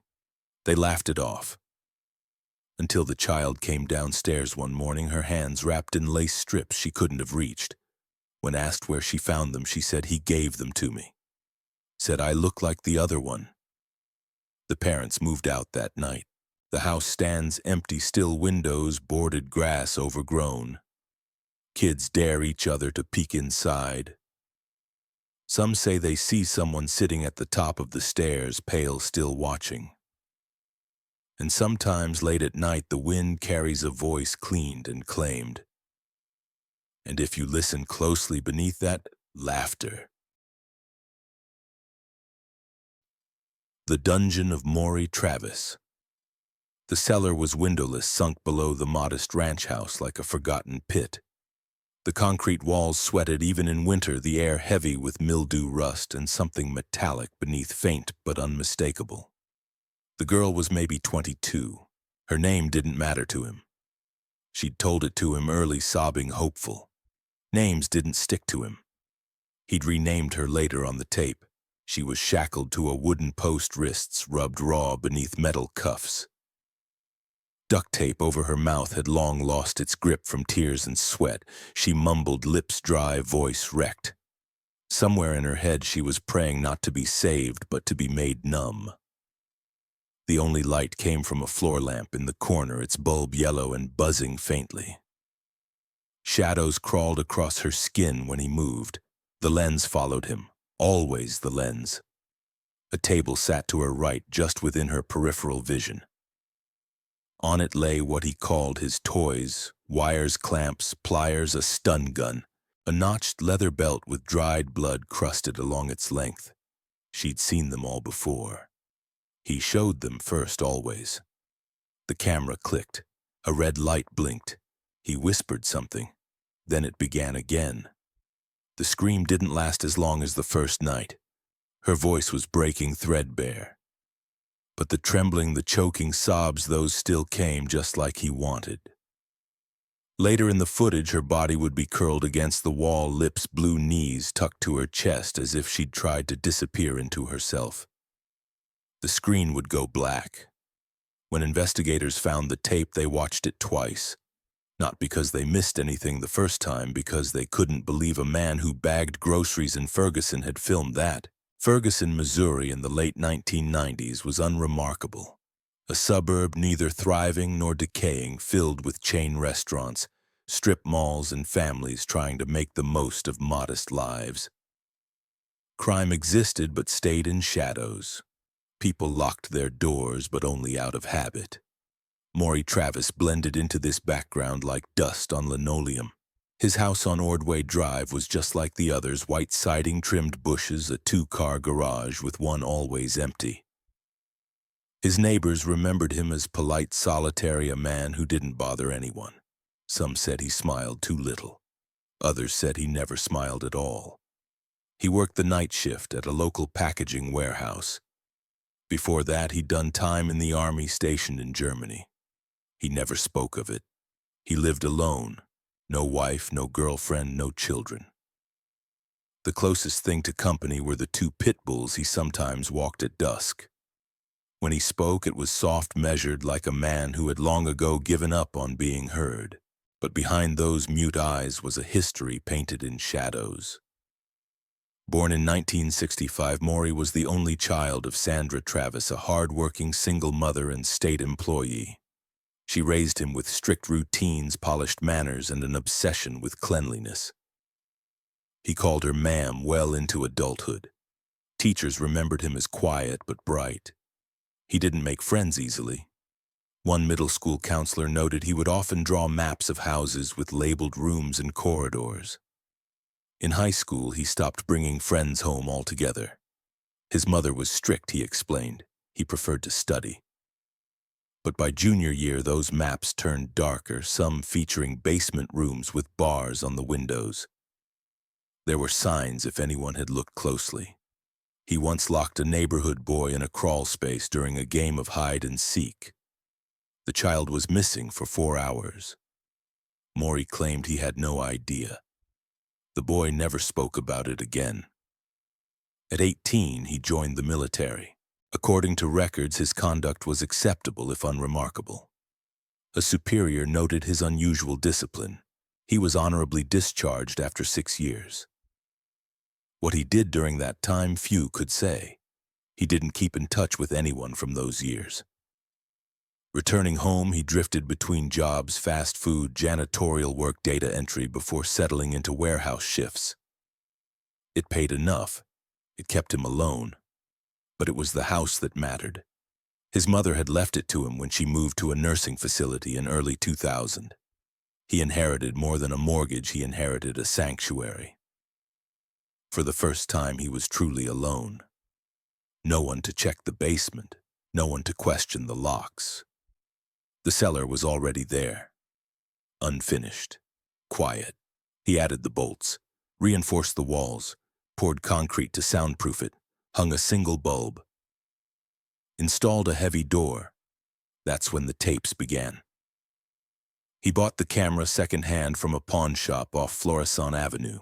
The clerk remembered him because he paid in exact bills, never spoke more than 10 words. He wanted it to record projects, he'd said. He kept everything meticulously clean. Bleached tools washed the walls. Every victim left behind barely a trace except the footage. Most chilling was how ordinary he seemed in daylight. One woman he met online would later say he brought her flowers on their first date. She never went to his house, though. He said it was being renovated, she told investigators. He didn't want me to see it yet. The contrast was jarring, a man with smooth manners, crisp shirts, and patient eyes living above a dungeon. Every serial killer leaves behind a signature. For Mory, it wasn't just the torture or the kill. It was control.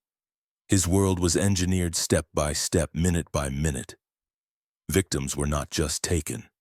They were studied, broken, catalogued. His handwriting was neat. His labels were typed. His basement was organized like a morgue, yet he smiled in his driver's license photo. Just barely. That smile would appear again on tape right before the camera turned to the girl chained to the wall. It began with a question he asked himself often. How long would it take, he wrote in his journal, before someone just disappeared? The first woman was named Teresa. That name did matter, at least to her.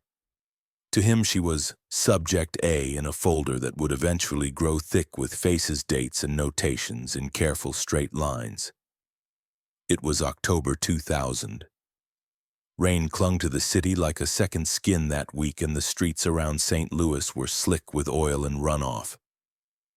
Teresa worked North Broadway, mostly nights near the gas station across from the bus depot. 29 years old, history of heroin use, a history she was trying to outrun. She got into the car because he was clean, polite, because he offered double her usual rate and didn't ask for anything strange. He even opened the door for her. They drove in silence for several blocks. He said he wanted privacy. She nodded. He turned up the radio, old jazz, low and warm. The streetlights thinned out, then vanished, and his house looked safe, middle class. No boarded windows, no broken fence. He let her in through the garage, told her his roommates were asleep. She followed him down the hall. The basement door was open. She never screamed. That's what stood out on the tape. She looked confused, then cautious, then afraid. He shut the door behind them. She saw the cuffs bolted to the post, the table, the camera on its tripod. She said, "What the hell is this?" and turned to run. The bolt clicked before she reached the stairs. It's difficult to say how long she lasted. On tape, time bends. He spoke to her in long monologues as if she were a student and he a lecturer. He explained pain thresholds, muscle fatigue, skin elasticity. He touched her like he was taking notes. She begged. He ignored. She tried anger next, then pleading, then silence. When he struck her, it was without emotion, not rage, not pleasure. Clinical. He shocked her until she passed out, tied her to the metal chair, brought her back with cold water and a slap. The footage was edited, each segment marked by date and timestamp. Day 1, Day 3, Day 5. On the 6th day, she was limp but alive. Her arms looked broken, her mouth too swollen to speak.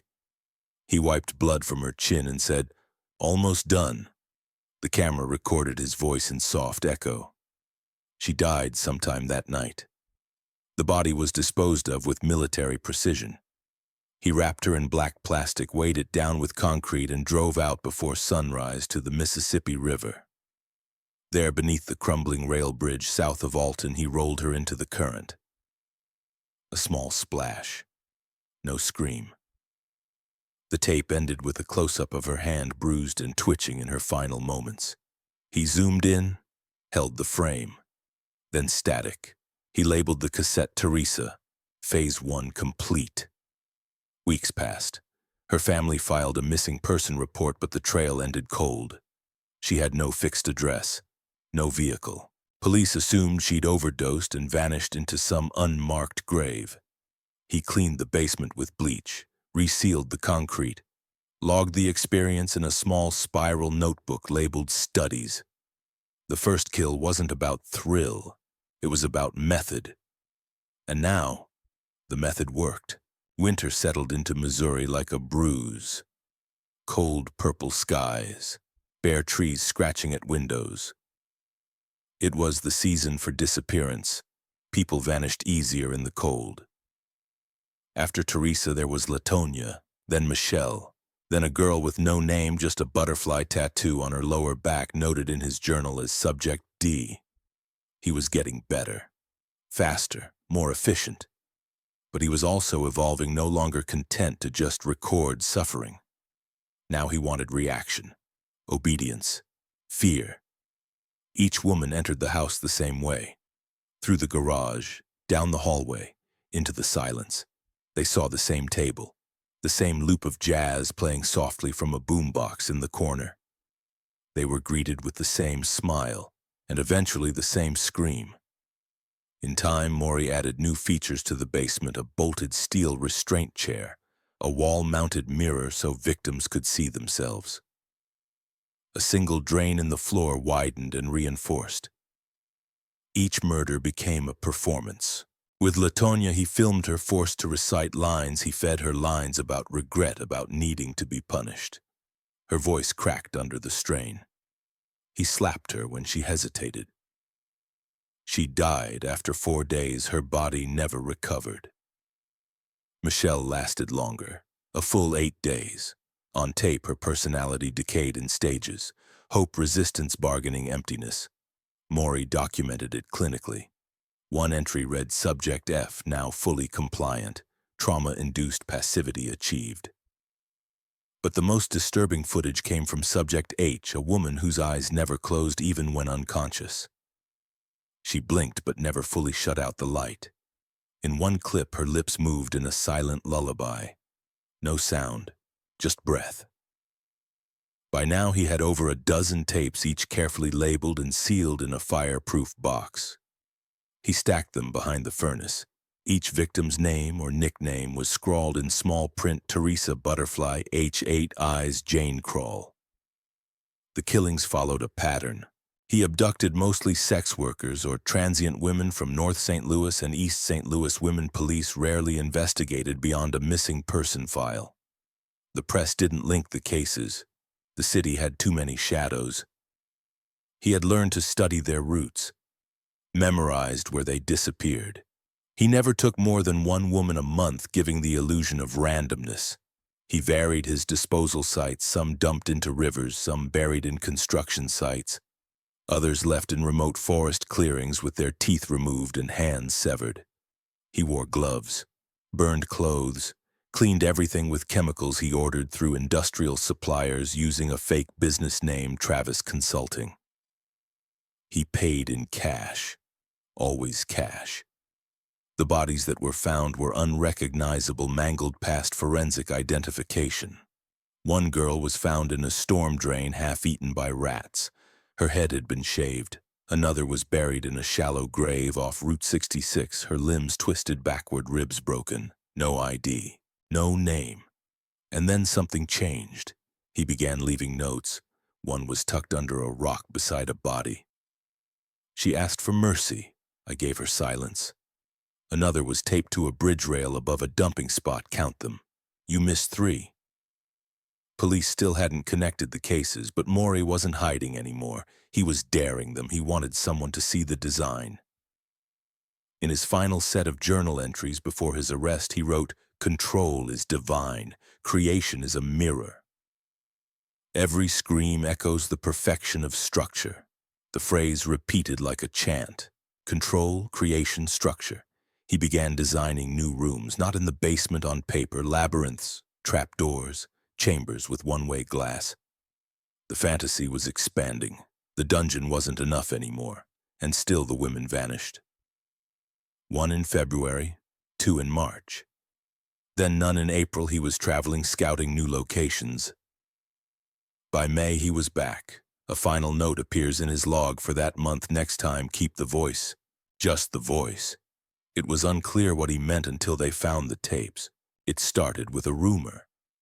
A girl stumbled into a small ER in Madison County, Illinois, barefoot, bleeding, incoherent. Her wrists bore deep circular scars, not fresh but not healed. She gave a name, Amber, but records didn't confirm it. The address she provided was an abandoned property in Venice, long since gutted. She told the triage nurse she'd been held underground, that there was a man, a camera, and a chain bolted into the cement. She said he talked like a doctor, asked questions while she screamed. When pressed, she grew silent, eyes unfocused. She refused to stay overnight, walked out before the social worker arrived. Her report vanished into the system. No case was opened. 2 weeks later, a highway construction crew uncovered remains near a retaining wall off Interstate 270, only partial. A torso and a single leg. The hands were missing. Police chalked it up to gang activity. Case closed. Mory Travis remained anonymous. By now, there were at least 10 women missing, found in pieces or simply erased. But no task force had formed. No press conference called. Different jurisdictions, different assumptions. Most victims were poor, some with criminal records, all from marginalized backgrounds. The killer exploited every blind spot the system gave him.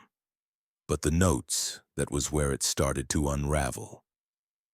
In June 2002, a letter arrived at the St. Louis Post-Dispatch, postmarked local. Inside was a typed note, "Nice work trying to link the Jane Doe from the highway to the one you found in Alton. You're wrong. They're different girls. If you want another body, check the map." Enclosed was a printout from Expedia.com, a directions map with a red X marked just south of West Alton. The editor contacted police.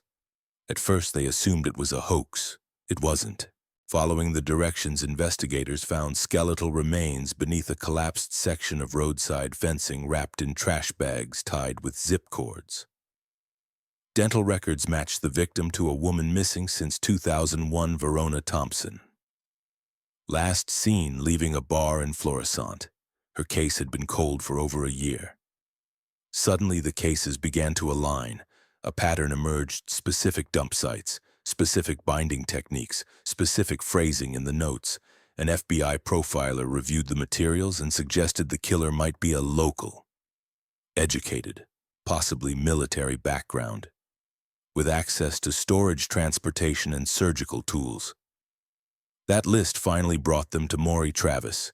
They ran a check on his online search history using data shared through the map service.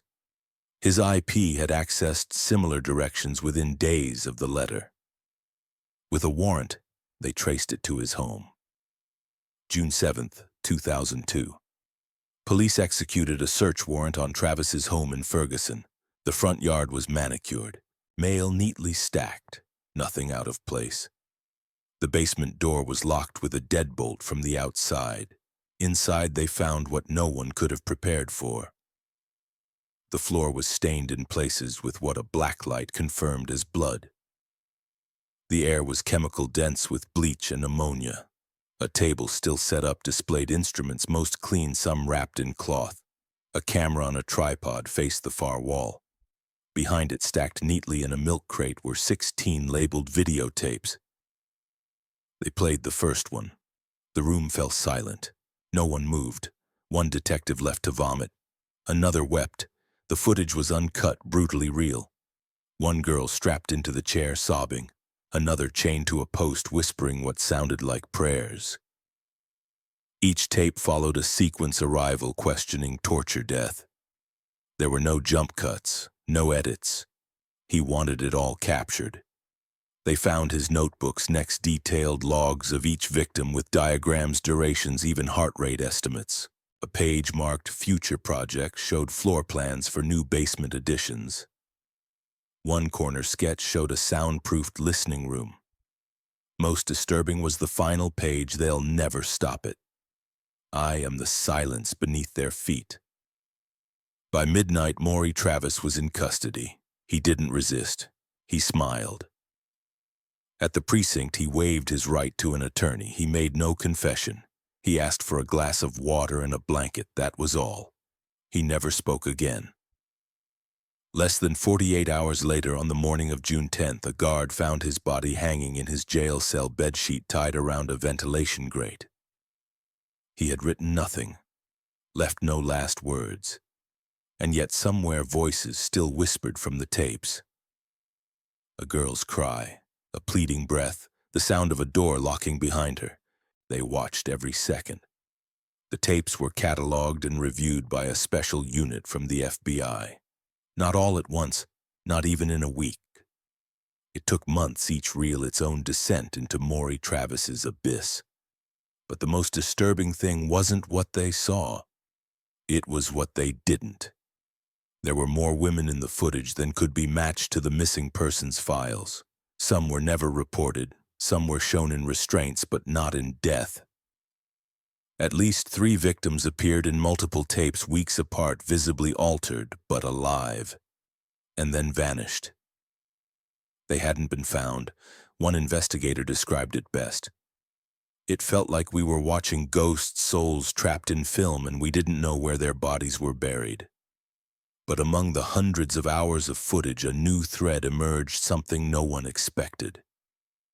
In one tape, Travis can be heard speaking not to the victim, but behind the camera. His voice lowers. He seems almost deferential. "I told you she'd last longer," he says.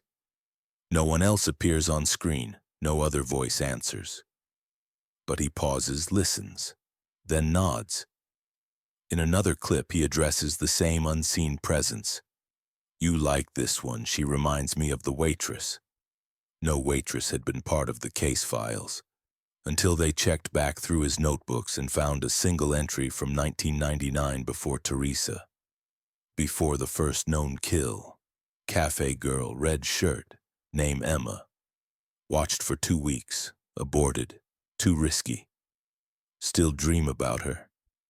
She was never reported missing, but she worked at a diner just blocks from his house. She'd quit suddenly, moved, no forwarding address. Police tracked her down in Arkansas alive, unharmed. When they questioned her, she trembled. Said she remembered a man coming in every night at the same time, ordering nothing, just sitting in the booth. One night he left a note under her coffee cup. "You look better when you're quiet." She quit the next day. The investigators began to wonder, had there been someone else? Another person behind the camera, someone who gave orders or watched one tape, added weight to that fear. It showed a woman strapped to the chair, breathing heavily as Travis prepared a length of cord. But before he moves, he turns to the lens and says, "Should I go slow this time?" Then he pauses, smiles, and begins. That pause appears repeatedly. In tape after tape, he seeks silent approval, like a student waiting for a teacher, or a performer waiting for applause. Who or what was he speaking to? The FBI traced his online activity. In 2001, he'd been an active member of multiple alt forums on the dark web, most devoted to domination, restraint, and psychological manipulation. One username stood out, Conscience Void. It matched several of his notebook entries, but no IP address, no real name. The server that hosted those forums had gone dark months before his arrest. Data lost, and then there was the final tape. It was unlabeled. Investigators almost missed it, found at the bottom of a vent shaft wrapped in plastic. When played, the screen showed a dimly lit room, not his basement. Smaller, unfamiliar. A woman sits in the corner. She's already dead, lifeless, slumped, a cord around her throat. But someone else is holding the camera. You can see it in the reflection of a metal shelf. A figure taller than Travis, broader, masked. Travis's voice comes from off-screen. "She wasn't mine," he says. "She was yours." Then silence. The camera tilts. The footage cuts. To this day, no one has confirmed the identity of the person behind the lens. No DNA, no prints. The figure never appeared again, but the implications were clear. Mory Travis may not have been working alone. Or worse, he may have been the apprentice. The house still stands. 2081 Ordway Drive, single-story, white paneling. The grass grows wild now and the mailbox leans slightly crooked. Neighbors pass it in silence. Some cross the street. Others whisper about the people who try to buy it then vanish after a single visit inside. Legally, the property reverted to the state. No family came forward to claim it. Not even his mother, who died quietly in a nursing home in 2004, never speaking of her son again. The basement door is still there.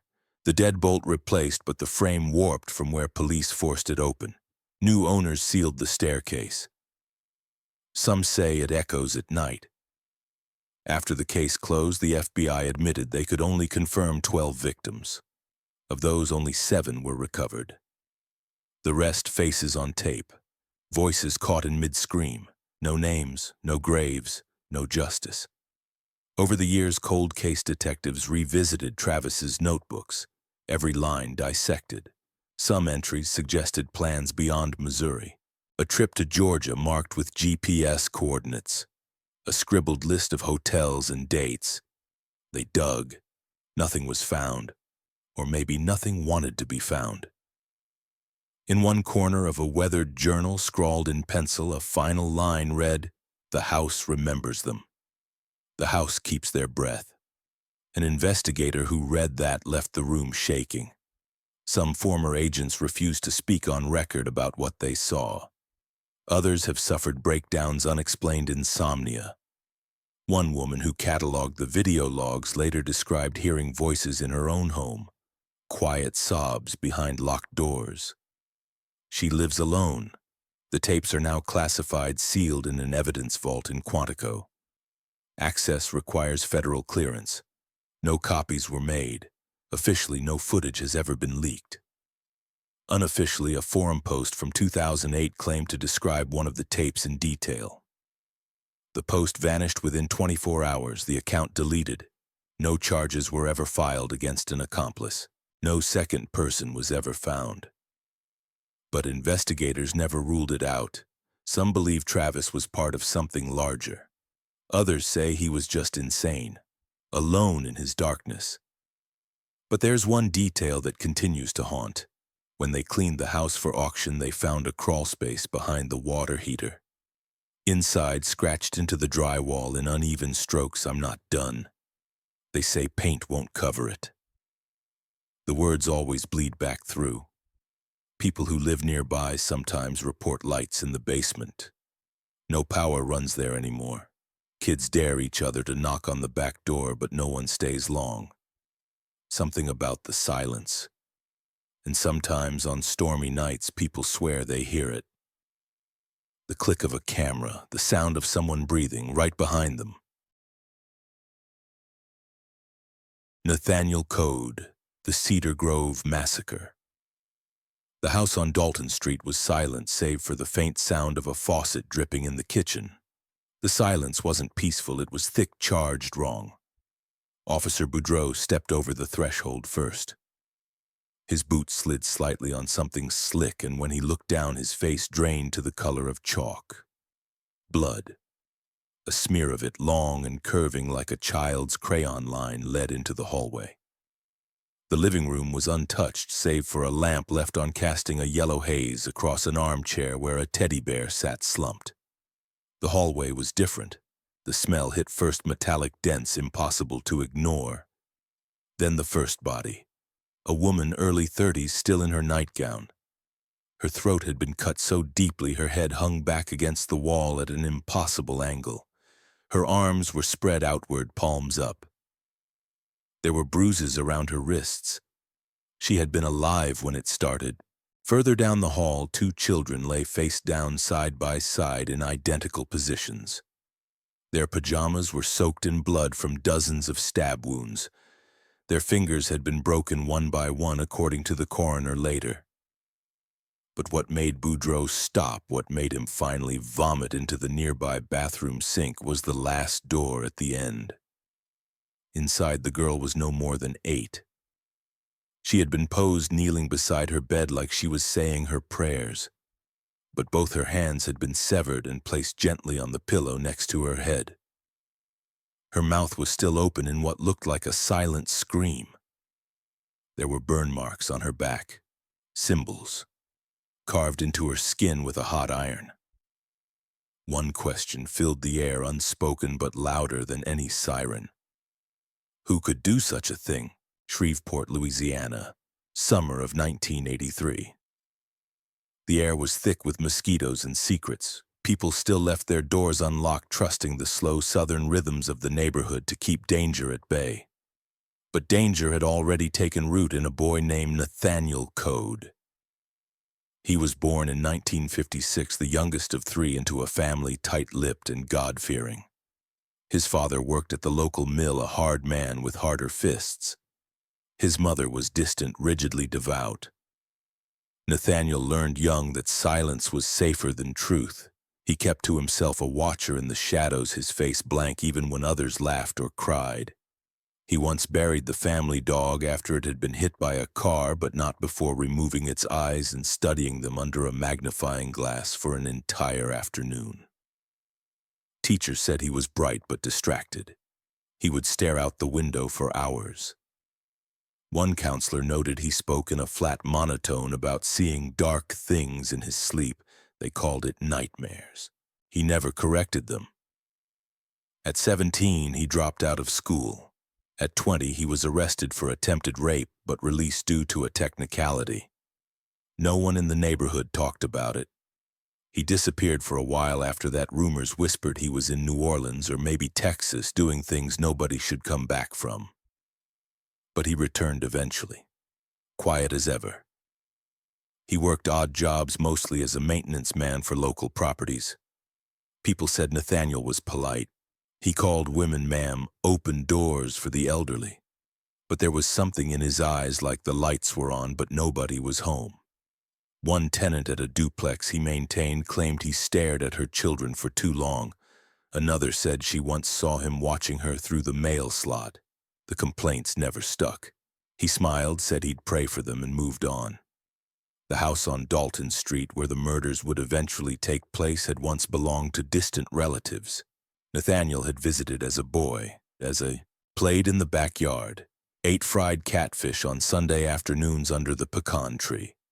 But by 1984, those relatives had grown distant, moved out, left the place to new tenants, a single mother, her sister, and 3 children.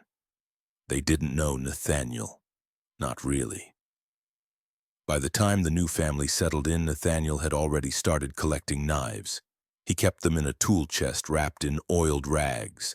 Some were military grade, others were homemade, one fashioned from a broken window pane, its edges sharpened with a belt sander. He didn't drink, didn't smoke.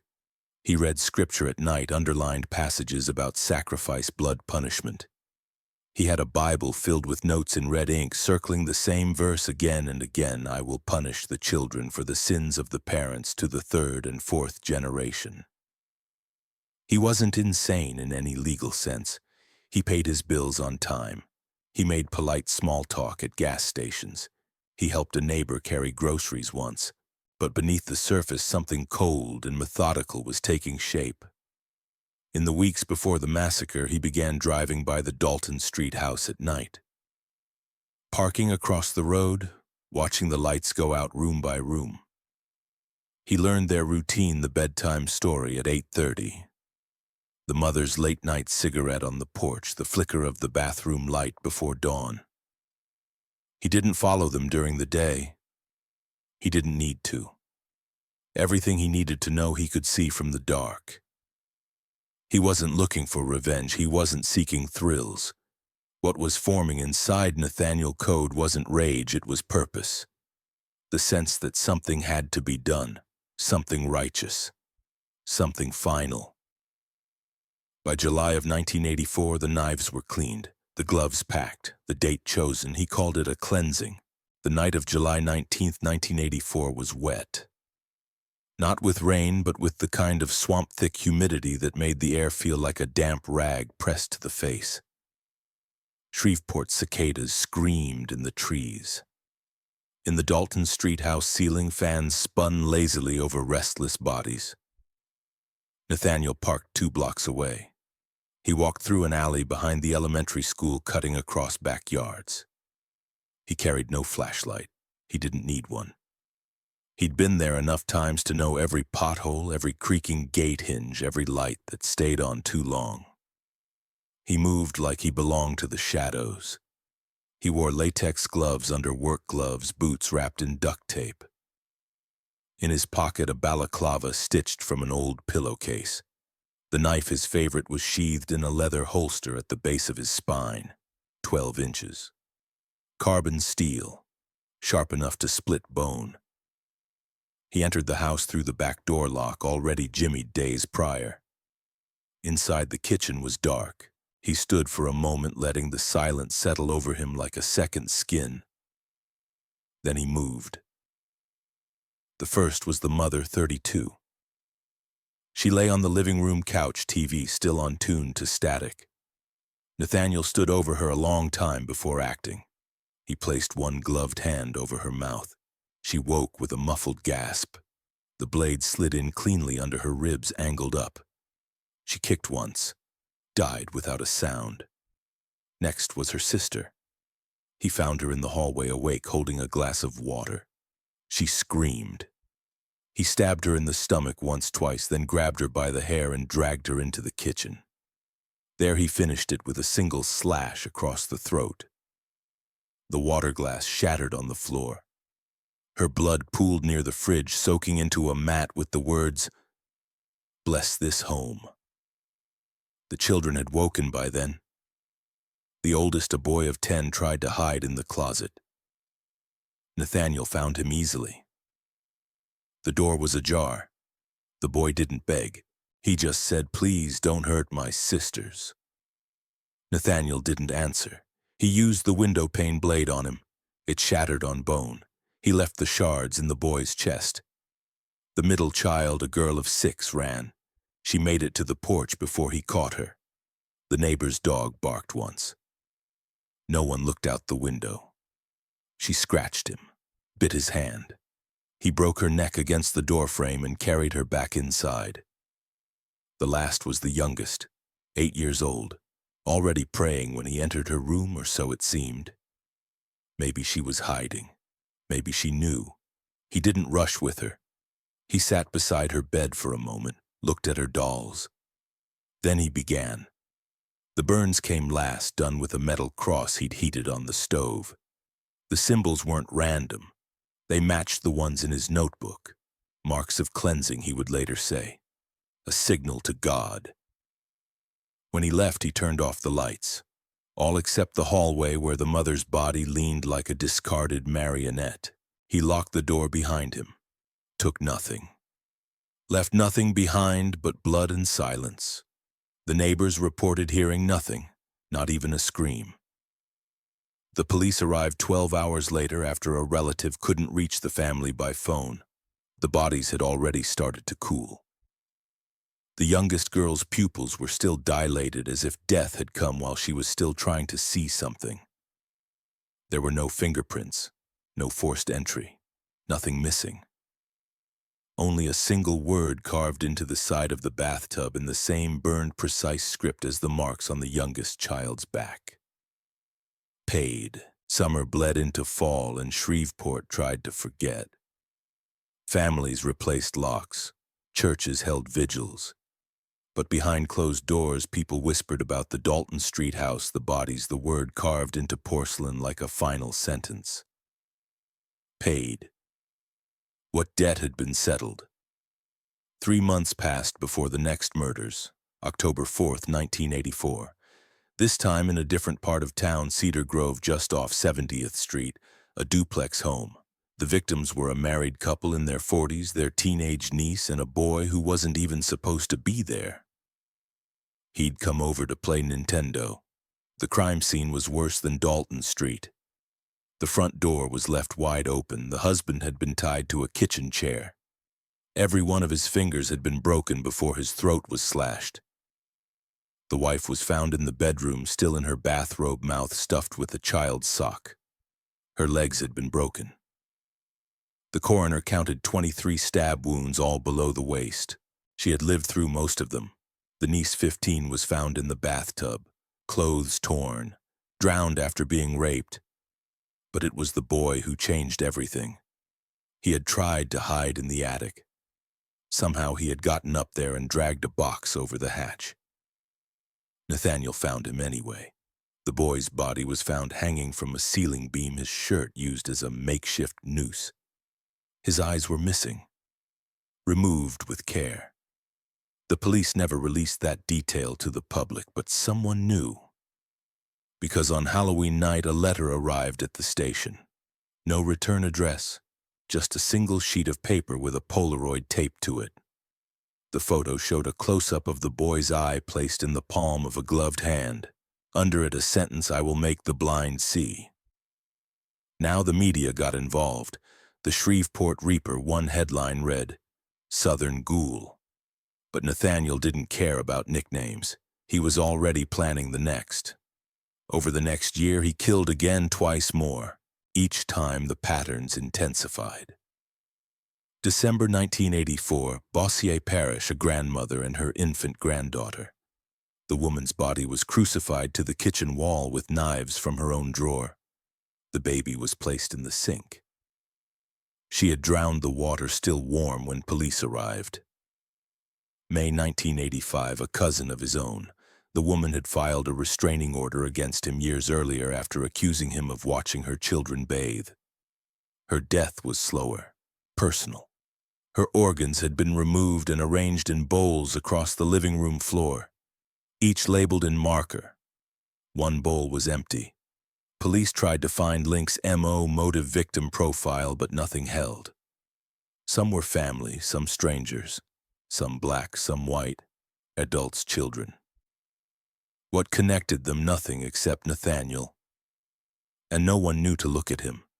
He attended one of the funerals, signed a condolence card, delivered groceries to a widower whose daughter he had raped and murdered only 2 months earlier. Each time the scenes grew more elaborate, bodies posed, blood used like paint. Once he left a child's doll with its eyes gouged out beside a body. Another time, a hymnal book was found open to a psalm about vengeance soaked through with blood. People started to believe the devil had come to Louisiana. By now, the newspapers called it the Cedar Grove Massacre, though it wasn't one night, it was spreading like disease. Families moved. A church burned down under mysterious circumstances. Someone claimed to have seen the killer, tall, limping, wearing a white mask. That detail never matched anything confirmed. Maybe it was invention, maybe it wasn't. In total, 8 bodies, all dead in the same 2-year span. Some survived initial wounds, but none lived long enough to speak. No pattern, no mercy, no reason, no rest.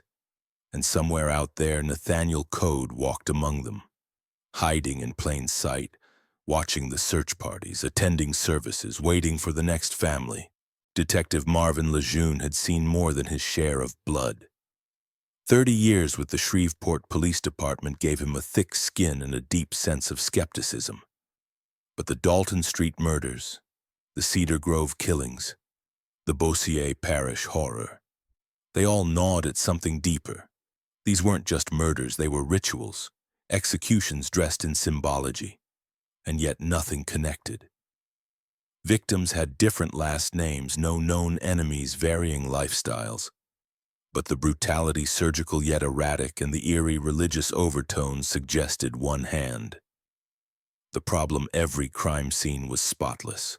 No fingerprints, no DNA, no usable fibers, no forced entries, every lock intact.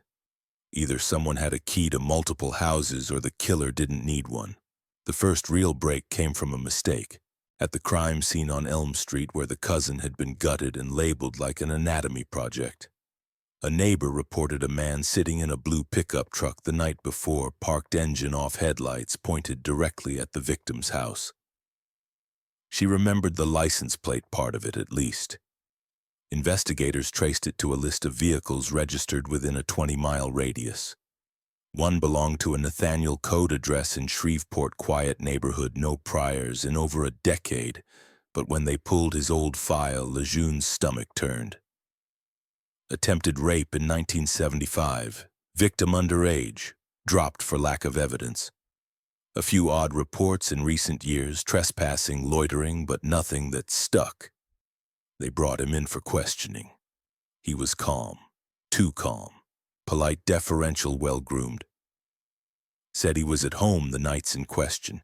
Said he barely knew his cousin. Said he went to church on Sundays and had the bulletins to prove it.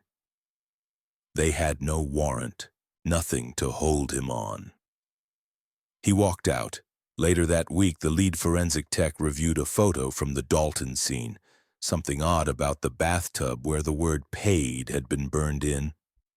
The curvature of the letters didn't match a normal hand movement. It sloped awkwardly bottom to top, right to left, like a left-handed person had written it. Nathaniel Code was left-handed. Still, the DA refused to press charges without hard evidence. Desperate, Lejeune brought in a profiler from Baton Rouge, an ex-FBI specialist who had worked the Atlanta child murders.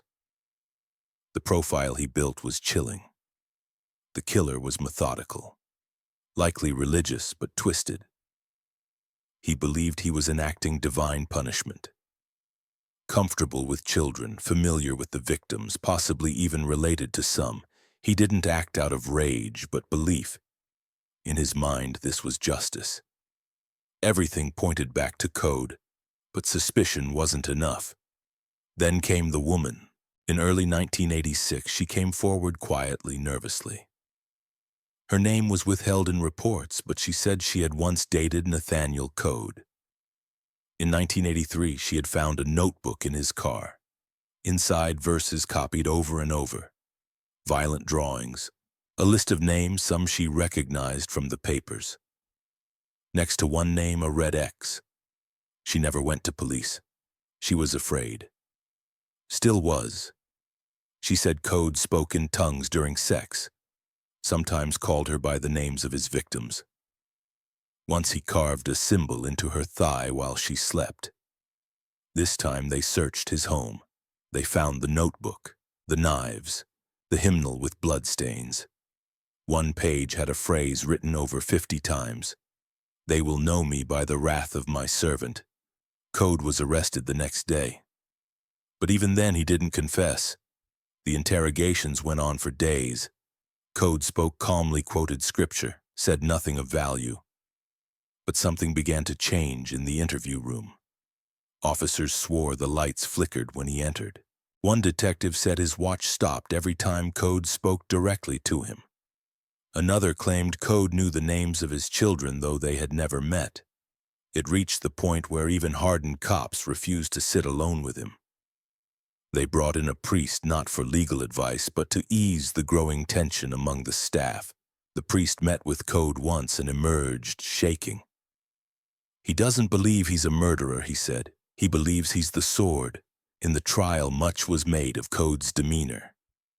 He never cried, never fidgeted. He showed no remorse. One surviving family member yelled, "You're a demon," during testimony. Code simply smiled. When shown photos of the victims, he stared for a long time, then finally spoke. "They're clean now." The truth, when it came, did not emerge cleanly. It oozed slow, rotten, unwilling. At first, the court believed Nathaniel Code was a lone predator, a serial killer operating in a vacuum fueled by delusions and religious mania. But as prosecutors dug deeper, the image of a solitary monster began to fracture. It started with one name on his list. Among the victims listed in his notebook was R. Lejeune, a name too close to Detective Marvin Lejeune's for comfort. But Nathaniel had never been caught by him, never confronted by him before his arrest. What did it mean? The prosecution dismissed it as coincidence. But Lejeune wasn't so sure. Then came the discovery in the attic of Code's childhood home, an old metal lockbox pried open by Code's brother after their mother passed. Inside were pages torn from hymnals articles about local crimes going back decades and 3 Polaroids, 2 of the Dalton Street children in life playing in a yard. The third, an infant held by a smiling woman whose face was burned out by acid. The back of the photo read, "First blood always matters." Records showed that infant had died in 1958, 2 years after Code was born. The child had drowned in the family bathtub. The coroner had ruled it an accident. She was Nathaniel's sister. The Code family had never spoken of her, not once. Not at school, not to neighbors, as if she had never existed. But court-ordered therapy sessions revealed something buried in Nathaniel's memory. She cried too much, he had once told a social worker in a rare moment of lucidity. Mother said God wanted quiet children. The therapist believed Nathaniel had witnessed his sister's death, possibly even caused it. But the trauma had been buried only to resurface years later, twisted, magnified, weaponized. He wasn't just killing families. He was recreating his own. The patterns in his killings mirrored fragments of his childhood, broken fingers. His father's punishment, burned symbols, his mother's idea of discipline, bathtubs, his sister's death, crucifixions, his family's religious zealotry. The Dalton Street mother had even resembled Code's own mother, a resemblance so strong even the defense team noted it. Then came the journal. One final notebook discovered taped behind a ceiling panel in his garage offered something close to a confession, but in the language of someone who no longer lived in the world the rest of us occupy. It read, "The blood is not mine. It belongs to him. I am the echo of a sin they thought buried. The family must be cleansed. The daughters must kneel. The hands must be removed so they cannot sin again." It wasn't madness. It was scripture, his own private gospel. But one entry was different. Short, uneven handwriting. She wouldn't stop crying. I held her under. The water stilled. I was 4. I was already chosen. It was never entered into trial evidence. Too ambiguous, too risky. The court didn't need it. The twist no one saw coming wasn't just that Nathaniel was familiar to the victims, he was family to some. His own cousin, his niece, and in one horrific case, a woman who had been adopted at birth and never knew her biological relation to him. Her murder, once thought random, became something else entirely. He hadn't stalked strangers. He had hunted bloodlines. And if that were true, if he was cleansing his own genetic line, then the Cedar Grove massacre wasn't the beginning. It was the middle. The prosecution pushed for the death penalty. The defense pleaded mental illness. The jury took less than 4 hours. Guilty. 8 counts of first-degree murder, sentenced to death. But the questions never stopped.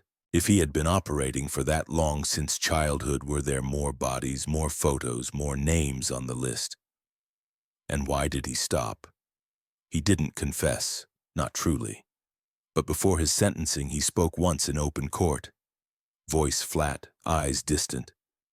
"They're all clean now," he said, "but there's still one more." When asked who he meant, he smiled again. "Not here." They moved Nathaniel Code to Angola State Penitentiary in June of 1990, Death Row, Block C. His cell was sparse steel-cot concrete walls, a narrow window facing nothing.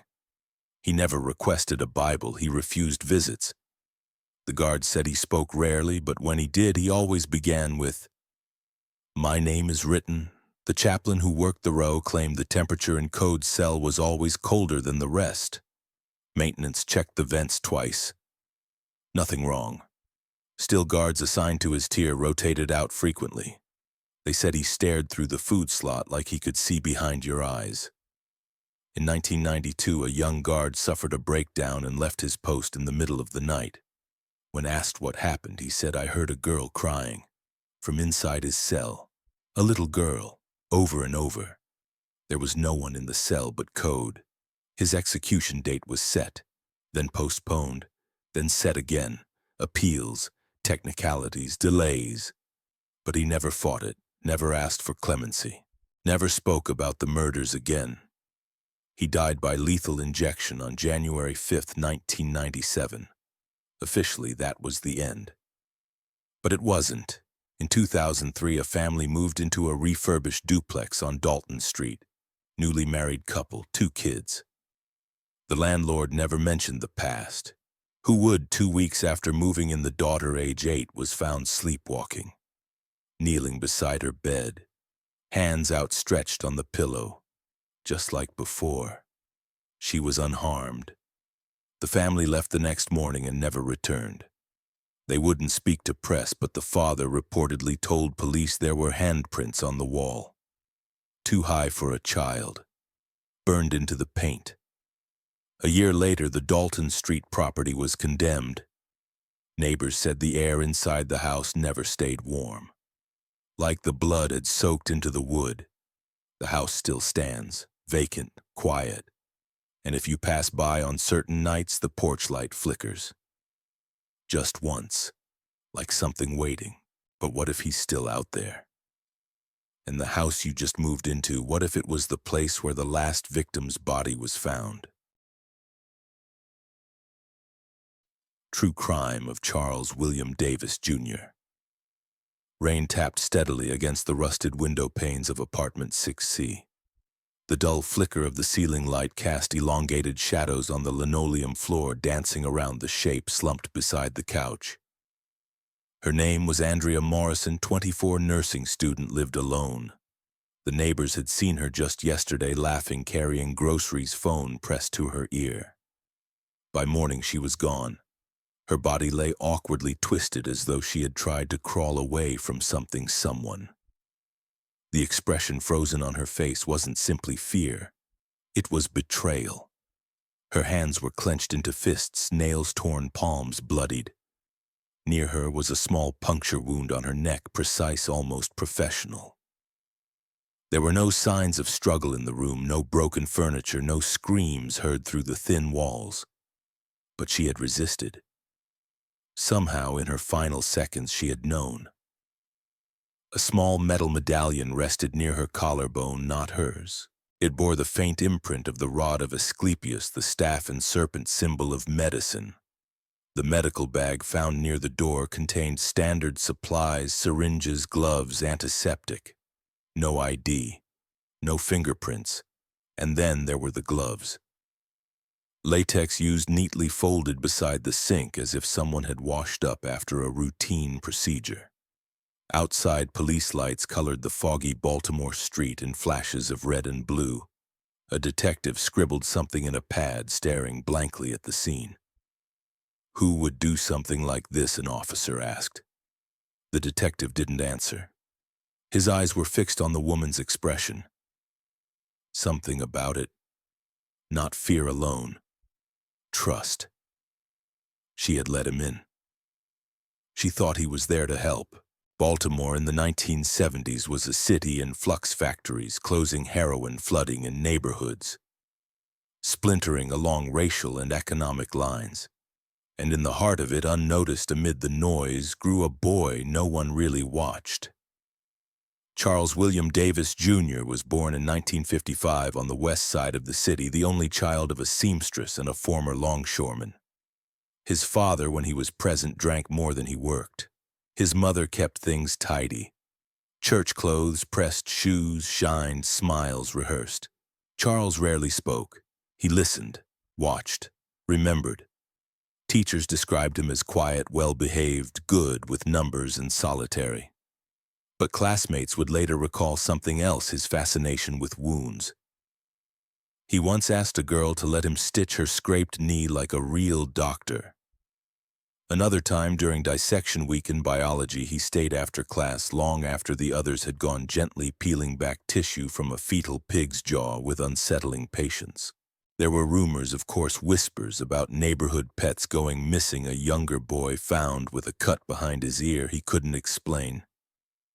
But no one wanted trouble, and Charles was polite, respectable. He wore second-hand white dress shirts and walked with his hands behind his back like a little gentleman. By high school, he'd begun volunteering, nursing homes, blood drives, mobile health vans. He was always around doctors, paramedics, anyone in uniform. People trusted the uniform, he told a friend once.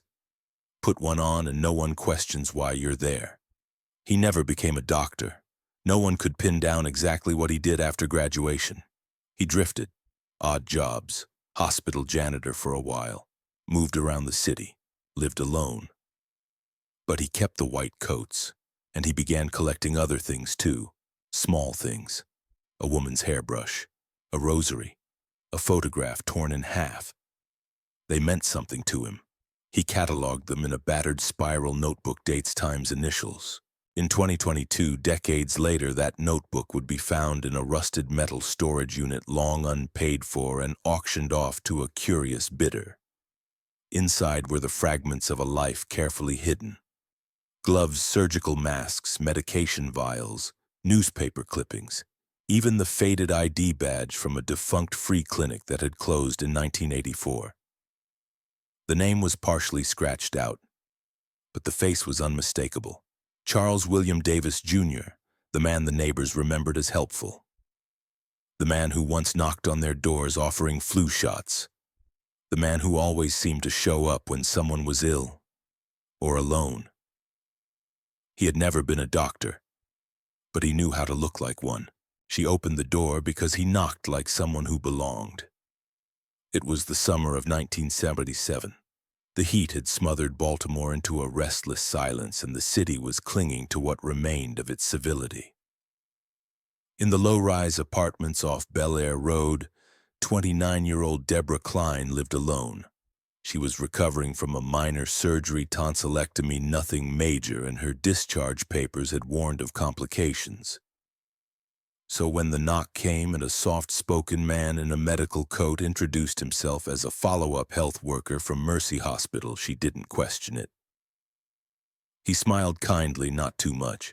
His ID badge was visible but not pushy. His hands were gloved, his bag clean and well-worn. He said they were doing in-home checks for surgical aftercare, part of a pilot program. She remembered nodding, then letting him in. He moved confidently, scanning the room in a glance, and asked her to sit. He checked her throat first, shining a small light, complimented how quickly she was healing. Asked about pain levels, then casually explained that some patients, even with mild surgeries, experienced post-op fever spikes. Nothing dangerous, but easily treated with a stabilizer. She was nervous. Needles made her anxious. He paused, smiled again. "I'll be gentle," he said. The syringe prick was quick, almost invisible. She didn't notice at first that her arms were getting heavy, or that her words were slurring. The room began to tilt. She saw him take off his gloves slowly, methodically. He removed her necklace with a cloth, placed it in a Ziploc bag, and set it beside the window. She couldn't speak, couldn't scream. She was still alive when he lifted her onto the bed. The autopsy wouldn't come for weeks. Backlogged labs, confused jurisdiction. Her body had no visible trauma, no signs of sexual assault, no struggle. Just an odd combination of sedatives in her blood, something not typically prescribed, mixed in lethal ratio. The medical examiner ruled it accidental overdose, circumstances undetermined. No one called it murder, but Davis wrote it down. DC female, 29. Compliant, no resistance, angelic last breath. He would return to her apartment 2 days later. He stayed for nearly an hour, took nothing large, but he left the window unlatched. Years later, during renovations, a contractor would find surgical tubing and an empty vial behind the baseboard heater. But by then, the city had forgotten Deborah Klein. Her family moved away. Her case sat in a folder marked "Unresolved Suspicious Death," and the man with the white coat moved on to another neighborhood, another knock, another name to add to his careful records. Each time the method was nearly identical, simple, clean, deceptively humane, but the sedative changed. Always a variation, always something just obscure enough to avoid patterns. There was no rage in his process, only routine, By 1982, 3 women had died under near-identical conditions in different neighborhoods across Baltimore. Different ages, different lives, different corners of the city. The police never linked them, but Charles William Davis Jr. did. He kept a ledger, names reduced to initials, medical notes that no one had authorized, conditions he fabricated. Faint fever, mild post-op confusion. Receptive. He made house calls just like the old family doctors used to, except no one had called him. His next victim was Evelyn Hart, 41, a newly divorced teacher renting a modest unit near Holland's Market. She had been depressed, according to her sister, isolated. But she was not suicidal. She had recently joined a yoga class. She'd bought a new mattress. When she didn't show up to work, her principal sent someone to check on her. Her body was found lying peacefully atop the covers, arms folded, one hand lightly resting against her collarbone. No wounds, no blood, just a small adhesive bandage on her inner elbow. Like after a blood draw. The autopsy was inconclusive: heart failure possibly brought on by undiagnosed stress. Again, no foul play found, but a neighbor swore she'd seen a man in a white coat walking into her apartment the evening before. She assumed he was a therapist or nurse. No one followed up. He didn't stop. By the mid-90s, the city's crime rate exploded. Murders surged, records blurred, cold cases stacked up like bricks in forgotten basements. Davis adapted. He changed neighborhoods more frequently, picked victims less tied to family, more likely to be overlooked. Women in transitional housing struggling with health issues. Some had records. Others had histories of psychiatric treatment. He didn't care. He only wanted silence.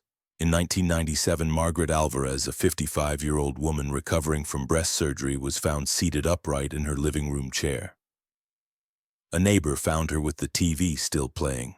The only oddity, her medical alert bracelet was removed and placed beside a bottle of vitamin supplements. No fingerprints, no forced entry, no robbery. Toxicology noted a drug unfamiliar to the medical examiner at the time, later identified as an obscure muscle relaxant used only in veterinary practices. That one shook him. He wrote less in the journal that month. Too close, too specific, a just formulation. But he didn't stop. He just got more cautious. His methods sharpened. He began wearing a disposable hairnet, shoe covers, gloves taped tight around the wrist. He would enter with one set of tools and leave with another. Never a trace. Some victims were found weeks later, some not at all. There were missing persons reports, yes, but disconnected from the deaths. Some assumed they'd run off. Others were buried quickly under assumptions: overdose, stroke, old age. He liked to take something always, a keepsake. A small lock of hair sealed in plastic, a piece of jewelry, one woman's dentures. In his journal, under a page dated 2004, he wrote, "She begged. I waited until she stopped. The silence afterward was beautiful. The horror escalated with time, but not in blood, in restraint. That was the true terror, the absence of mess, the calm he brought with him, like death in a lab coat." By 2010, he had crossed state lines. A few deaths in Pennsylvania, then Delaware. Still unconnected, still unremarkable in isolation. Always women, always alone, always trust first. The press never caught wind of a pattern. There was no signature to report, but in his journal he called them a choir, each page a verse. He believed he was helping them, relieving them. One entry simply read, "The world asks too much of fragile things." The file boxes sat stacked and forgotten on a steel shelf deep in the city's archives, misfiled, mislabeled, or simply ignored. One folder held the autopsy of Deborah Klein, dated 1977. Another contained the inconclusive toxicology report of Margaret Alvarez, stamped 1997. Across decades, across different precincts and jurisdictions, they never spoke to each other. And no one ever asked them to. It wasn't until 2020 that anything changed. Detective Celia Monroe was new to Baltimore's cold case unit. She wasn't supposed to be reviewing storage seizures, it was clerical work routine. But one unassuming box sold at auction from an abandoned unit in Highlandtown had flagged a peculiar set of contents: several sealed medical bags, 4 surgical gloves used, and a spiral notebook. She read the first entry on the first page. D.C., 1977. Needle placement perfect, no resistance. She thought I was heaven. Each entry that followed described a different woman, just initials and dates, ages, some notes about health conditions. Most ended with the phrase compliant. Frightened, then calm, didn't scream, each listed a substance. Monroe's breath slowed as she flipped pages. The handwriting stayed steady for more than 4 decades. No corrections, no hesitation, as if written after the fact with perfect recollection. She reported it immediately, but protocol lagged. Fingerprints on the bag returned no hits. Most of the evidence was decades old. DNA testing on the gloves brought up partials degraded. The vial contents were harder, some compounds no longer traceable in federal databases, long discontinued or reclassified. Then came the badge. A warped, scratched hospital badge tucked inside the back cover of the journal. The name was half erased, but a digital enhancement revealed the face, older than expected, gaunt but unmistakable. Charles William Davis, Jr. The system had nearly nothing on him. A few employment records, volunteer logs, brief stints in clinics that never verified his certifications. He had drifted through gaps: low-level medical jobs, temp services, elder care. Every exit came without a fuss. He was forgettable by design. Monroe pulled threads from city death records and started mapping out the initials in the journal against case files. Deborah Klein, Evelyn Hart, Margaret Alvarez, Andrea Morrison. They all lined up, but here's what stopped her. One name in the journal wasn't a death. Not yet. SM. Fibromyalgia. Suspects nothing. Apartment 302. Needs follow-up. The date beside it was just 6 days old. Samantha Marks, 36, lived in an apartment near Fells Point, a social worker. She had reported a break-in 3 weeks prior. No forced entry, nothing stolen. She told officers it felt weird, like someone had just walked in and looked around. Monroe called her immediately. Samantha was alive, but something was off. I wasn't feeling well last week, she said over the phone. A man came by, said he was doing a wellness check from a clinic I'd been referred to for chronic pain. I thought it was strange, but he had paperwork. He seemed calm, reassuring. She hadn't reported it. She hadn't felt endangered. But a day later, she experienced dizziness and confusion. She assumed it was her condition. Her hands had trembled. She thought she'd faint. Monroe asked if he'd given her anything. Just a vitamin supplement, he said. A pill. They took her blood. The lab identified a controlled anesthetic no general practitioner would ever prescribe, not in pill form. A compound used in veterinary sedation, illegal for public use. It matched a substance listed in the journal on several occasions.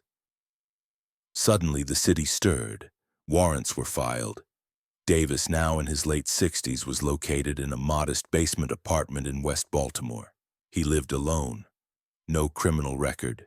He was cooperative when officers arrived. Calm, clean, polite. He wore a pressed shirt. A white lab coat hung behind his door. The apartment was a museum of sterilized order. Labeled drawers, surgical supplies in vacuum-sealed bags, books on human anatomy, palliative care, and an outdated medical textbook with his name written faintly on the inside cover, Dr. Charles W.D., A Better Way. They found hair samples, jewelry, empty pill bottles with initials, and more notebooks, 24 in total. He didn't deny the entries, didn't admit them either. It's just writing, he told Monroe during questioning. Creative writing, like a diary, nothing more. When asked why so many names had ended up dead under mysterious circumstances, his eyes didn't move. People die all the time. Pain wears them down. Sometimes they just want rest. In court, his defense claimed dementia, ramblings of an old man playing fantasy. But Samantha Marks testified. She remembered the exact coat, the pill, the breath that went shallow after. Still, there was no direct forensic link to the older deaths. The judge allowed the notebooks as circumstantial evidence. The prosecution rested on one statement Davis made just before the trial began in a quiet moment off record. They all thanked me. In their eyes, even if their mouths couldn't move, that was the moment Monroe realized something chilling. He never needed to kill. He wanted to. The trial drew little national attention at first. No dramatic car chases, no bloodied crime scenes to display. Just a gaunt man in his late 60s sitting stiffly in a Baltimore courtroom, eyes vacant, expression unreadable. Charles William Davis, Jr. looked like someone's grandfather. He wore a blazer borrowed from public defense. He took notes diligently, occasionally smiled at the judge. He stood when spoken to, never raised his voice. But every woman he had written about, those known and still unknown, sat invisibly beside him. Their initials echoed from the pages of his journals, now read aloud by prosecutors in dry monotones. D.C. Evelyn H. M.A. The courtroom listened as their final moments were catalogued in clinical, precise handwriting. No motive, no confession, just patterns. The real twist came not from Davis, but from the people around him. He had once volunteered at St. Catherine's Outreach Clinic in 1983, a free mobile health program serving low-income women. He wasn't on staff. He wasn't certified. But a former nurse, now retired, confirmed under oath. He helped us a few times, cleaned equipment, took blood pressure. I assumed someone had screened him. No one had. He'd simply shown up. One file dated August 1983 noted a C. Davis assisting with patient prep on 3 occasions. The same file listed several female patients who had stopped attending follow-up appointments. One, a woman named Judith Avery, was reported missing 6 weeks later, never found. Her name, J.A., appeared in Davis's journal. Didn't struggle, slept deeply, left the door unlocked. Further revelations trickled in from across state lines. A woman from Delaware contacted the state attorney's office after seeing Davis's face on local news. She claimed he had visited her elderly aunt under the guise of pain management evaluation back in 1995. Days later, her aunt died in her sleep. The case had been ruled natural. The family had always wondered why her dentures were missing. Police in Pennsylvania reopened a 2006 file, another elderly woman, similar circumstances, same missing items. Then came the diary. One of the notebooks contained an entry not yet matched to a known victim, K.R. Young, paranoid, kept asking if I was real. She looked into my eyes the whole time. Took longer. She was different, left something behind. Inside a sealed envelope found tucked behind that page was a photograph. A young woman standing in front of a mural near Fells Point. Behind her, a man walked by, blurry, barely distinguishable, but wearing what looked like a white coat. Investigators traced the photo. It had been mailed to the woman's sister after her disappearance. No return address, no prints. She was never found. But here's what disturbed Monroe most. Not all the entries ended in death. Some ended in ellipses: return next week, not ready, postponed, needs more conditioning. Those women may still be alive, or they may have disappeared in ways yet unrecognized. He never said their names, only codes, descriptors. And then in one journal a line stood out. Some open the door because they want help. Some open it because they want escape. I only provide the means. I do not choose them. They choose me. Forensic psychiatrists labeled Davis functionally lucid, morally null. Not psychotic, not delusional. His fantasy journals were too detailed, too consistent. When asked by Monroe why he kept writing all these years, Davis simply replied, "If no one writes it down, it's like it never happened." One final twist came during the prosecution's closing statement. They revealed a sealed cabinet recovered from Davis's storage unit inside over 24 Ziploc bags, each labeled with a code. Each contained a small item: earrings, locks of hair, prayer cards. But one was different. It held a child's pacifier. The courtroom froze.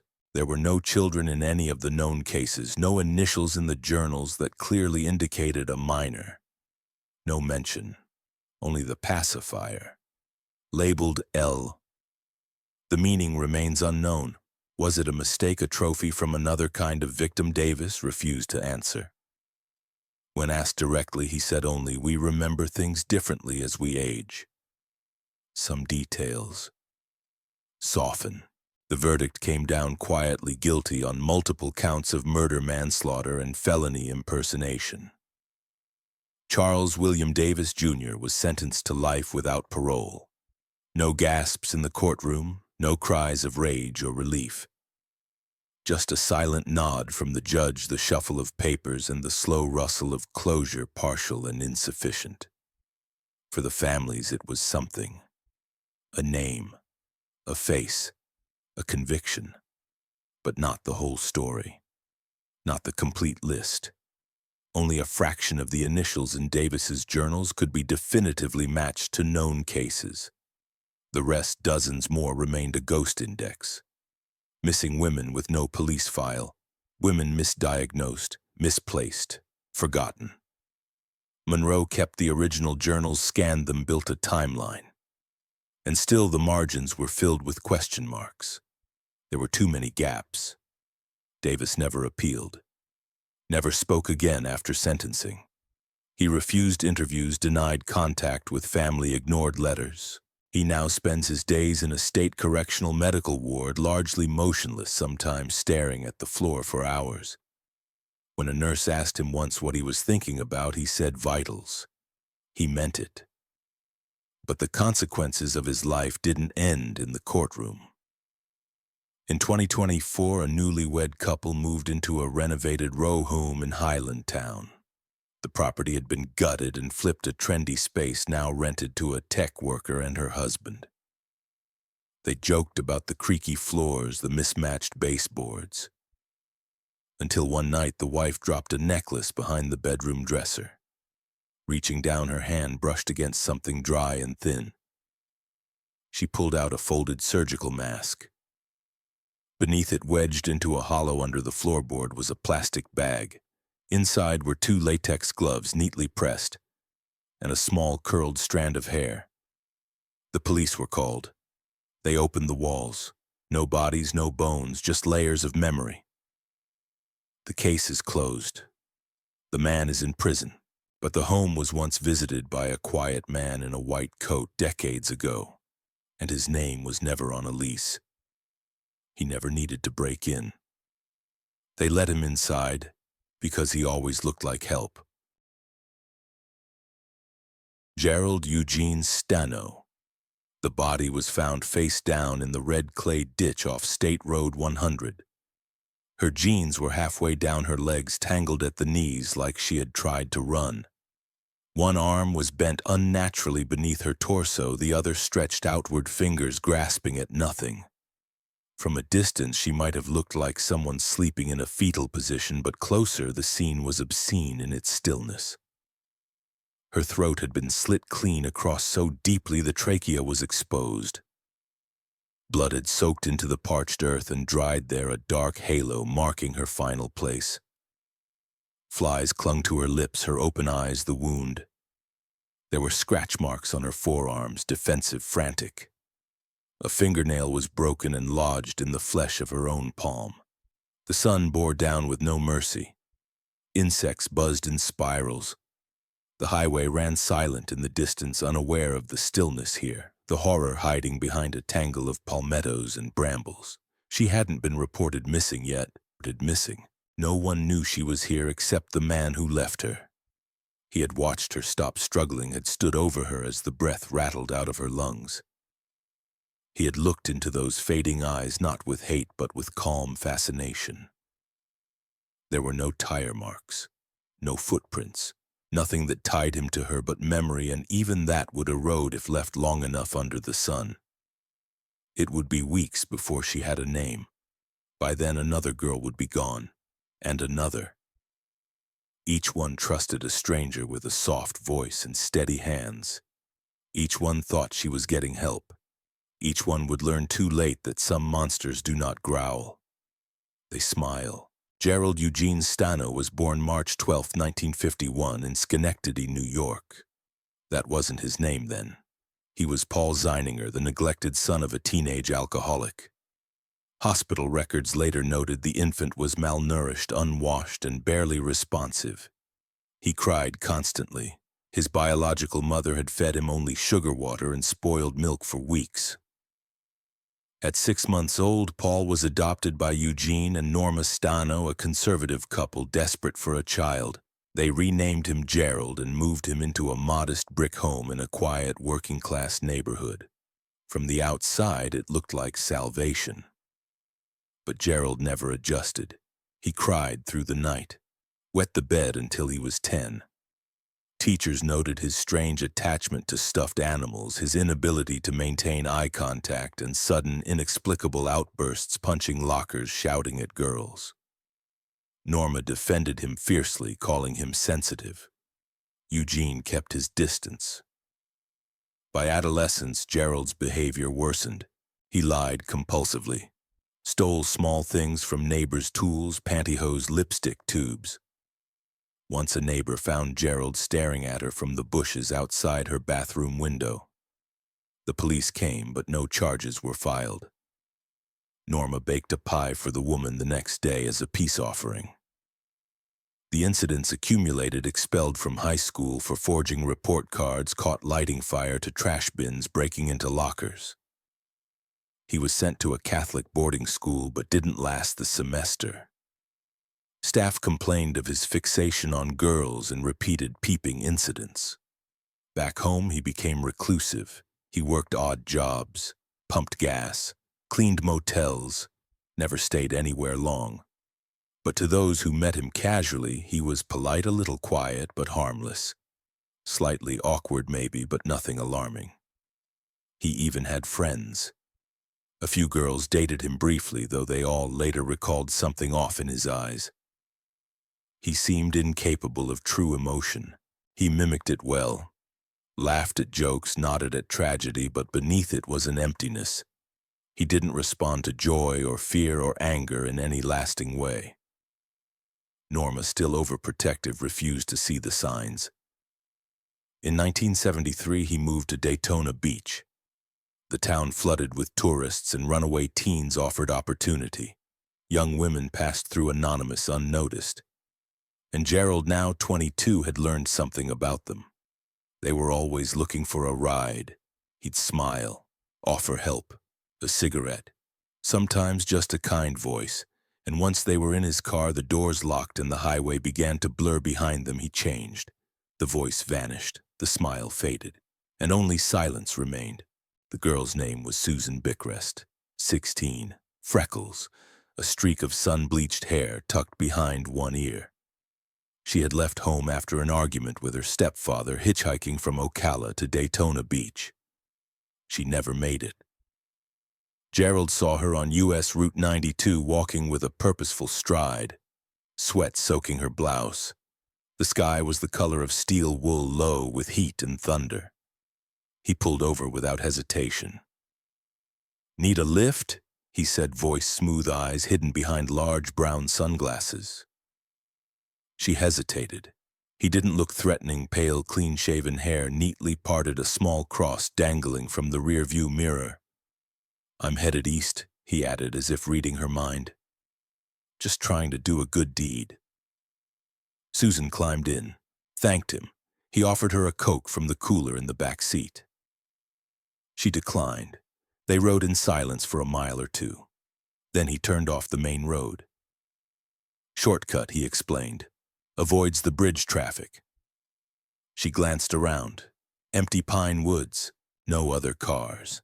No buildings. Her voice was small. Where are we going? He didn't answer. Just kept driving. The turnoff led to a sand trail that cut through an overgrown orange grove. The tires kicked up dust as the car rattled over gnarled roots. Susan shifted in her seat, clutching her bag tighter. I think this isn't the way to Daytona. He stopped the car, turned off the engine. Silence. He looked at her. Really looked. Eyes empty of anything but calculation. And then he lunged. She screamed, kicked the glove box. Tried to open the door, but it was locked. His hands were already on her throat, squeezing. Her legs thrashed. Her fingers clawed at his forearms. It didn't take long. She slumped. He dragged her out of the car by the ankles. Her knees hit the dirt-scraping skin. He pulled her farther into the grove behind a row of low trees. Flies buzzed near the decaying fruit. There, with mechanical precision, he used a switchblade to slice open her blouse, sliced her from sternum to belly. Stabbed her 6 more times, not out of rage, but ritual. There was no shouting, no frenzy, only the sound of breath, his, and the wet, reluctant suck of the blade. When it was over, he stood above her, staring. Then he covered her torso with palm fronds and leaves. He returned to the car, wiping his hands on a towel he had brought just for this. Back on the highway, he tossed her bag out the window. He turned up the radio. Elvis Presley's voice filled the space where her screams had been. The sun was setting by the time he reached the city. The streets glowed orange. Lights flickered on in motels and diners. To anyone watching, Gerald Eugene Stano looked like just another man on his way home. But behind his eyes, something new had awakened. Not guilt, not fear, satisfaction. Something had finally clicked into place. They started disappearing faster after Susan. Darlene Toller, 19, was next. A cocktail waitress in a rundown bar off US 1. She vanished on her way home from a shift, last seen walking to the bus stop just before midnight. Her body turned up in a canal 3 weeks later, bloated, unrecognizable except for the silver heart-shaped locket around her neck. The autopsy revealed strangulation, no signs of sexual assault, just like Susan. Then came Lana Long, a runaway from North Carolina. Gerald picked her up on I-95. Her body was found posed on her knees as if praying hands severed and placed beside her head. Police initially suspected a satanic cult. No one noticed the connection. By mid-1975, the numbers had grown. Police jurisdictions didn't talk to each other. Each death looked isolated, tragic, but not unusual in a region crawling with transient sex workers and runaways. But there were patterns. The bodies were always dumped in remote areas, ditches, groves, canals, swamp. He used different weapons, knives, strangulation, sometimes blunt trauma, but the approach was the same: offer a ride, take them somewhere quiet, kill quickly. Always calm, always clean. He rarely left fingerprints, and Gerald by now had become better at pretending. He'd chat up cashiers at the gas station, attend mass with Norma when she visited, even flirt with secretaries at the DMV when renewing his license. They described him as awkward but polite. At night he hunted. He drove slow along highways, scouting. When he spotted a girl walking alone, he felt something stir. Not lust, not hate, control. Some victims were never found. Some were discovered too late for proper identification, weather and wildlife having their way. In one case, only a jawbone was left stuck in the roots of a cypress tree. One survivor, a woman named Maria Ortega, crawled bleeding to a roadside mechanic's shop, her throat slashed but not fatally. She said she had been attacked by a man in a Pontiac with dead eyes. The police thought she was hallucinating. Gerald rattled for a time, disappeared for months, but it didn't last. He returned to the routine, the ritual. In 1978, he dumped 2 girls within a week. One was found with her fingernails embedded in the car upholstery. another with bite marks down her shoulder blade.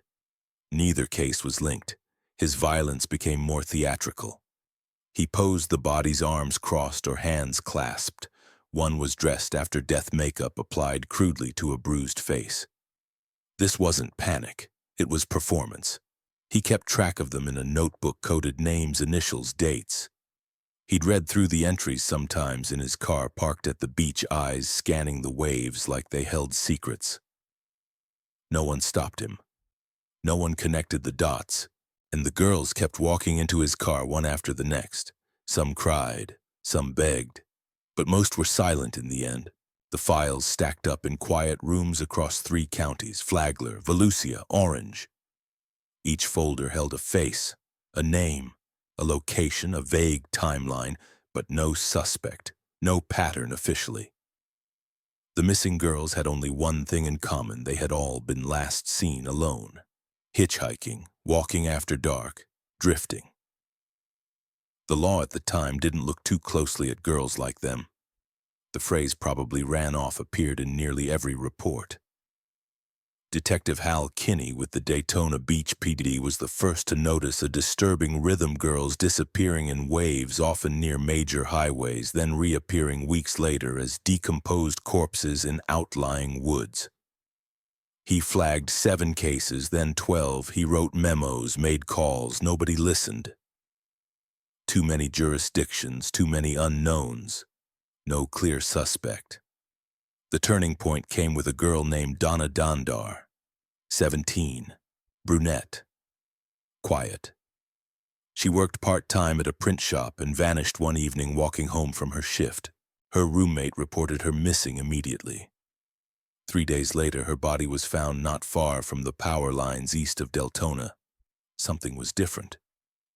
She had a defensive wound under one fingernail, a piece of skin embedded. They ran it for blood type A positive, same as the girl, but weeks later the lab realized the sample was too degraded to confirm.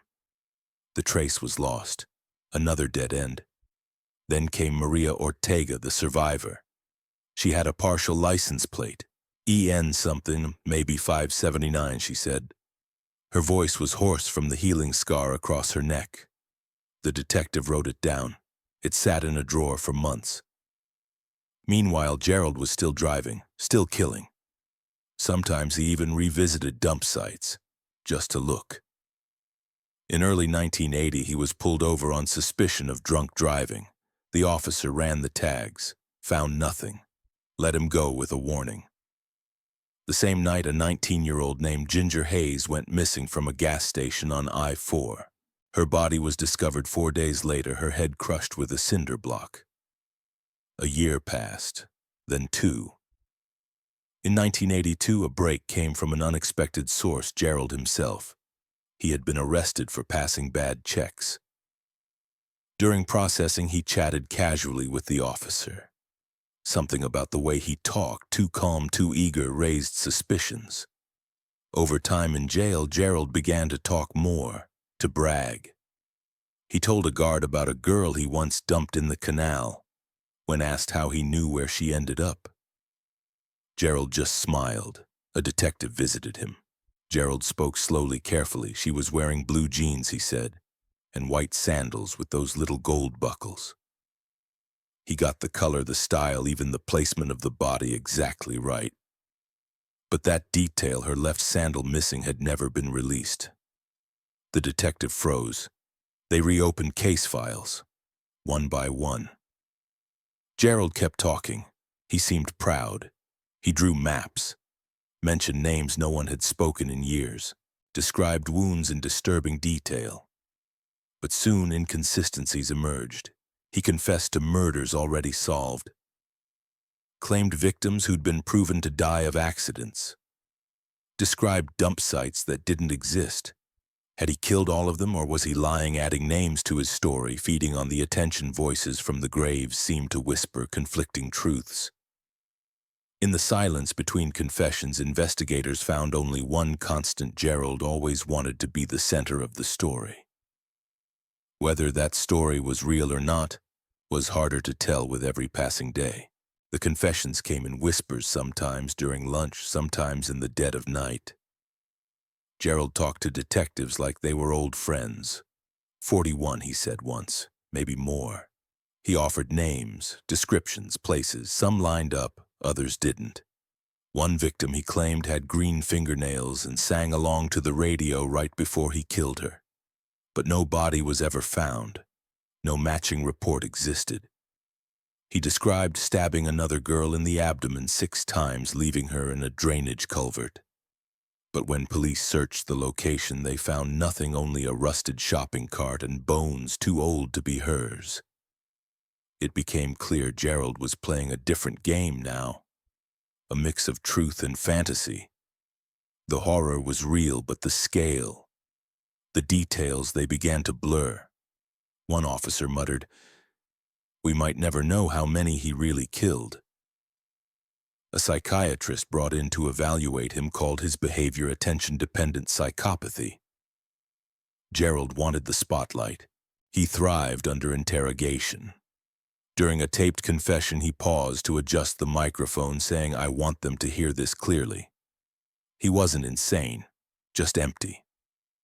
Still, the evidence on at least a dozen confirmed victims was solid.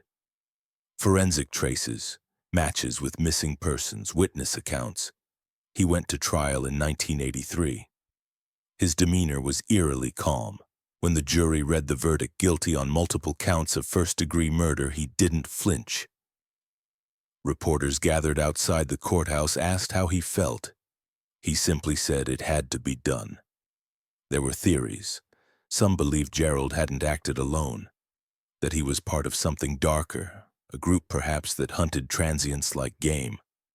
Others insisted he was innocent of most charges, confessing only to gain notoriety or mislead police from the real killer.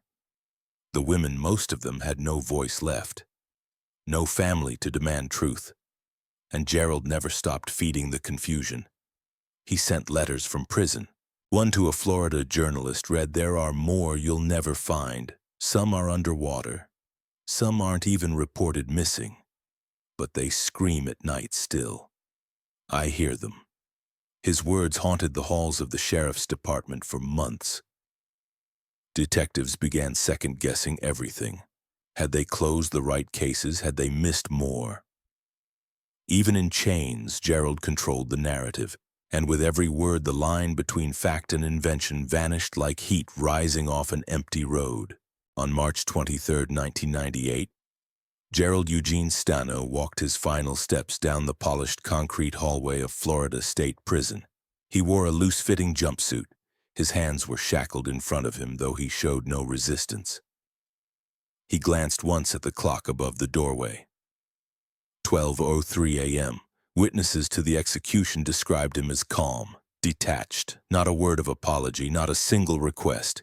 He declined a final meal, declined to speak. When the current surged through his body, his head jerked once, then again. Smoke rose faintly from beneath the cap. He was pronounced dead at 12:10 a.m. The newspapers ran the headline, "Stano executed, confessed to 41 murders." But some investigators still questioned that number. 2 months after his death, a retired detective in Flagler County reopened 3 cold cases previously attributed to Gerald. A new forensic test, unavailable at the time of his trial, suggested the DNA on one victim didn't match his, and one girl he had supposedly confessed to killing was found alive in Arizona in 2001. She remembered him, though, said she had escaped his car, said he let her go. No one knew why. The remaining files, those still unresolved, were quietly archived. The field behind the orange grove was sold. A housing development was built over it. But one home, the last to be purchased, remained empty for years. Neighbors claimed they heard strange sounds at night. The sound of gravel crunching, of someone walking without shoes, and once a girl's voice, just one word. "Stop. Gerald is dead. The electric chair is cold," but the questions still whisper through the Florida heat. Was he a liar, a monster, or something else entirely? And what if he wasn't working alone? What if the passenger seat of his car was never empty?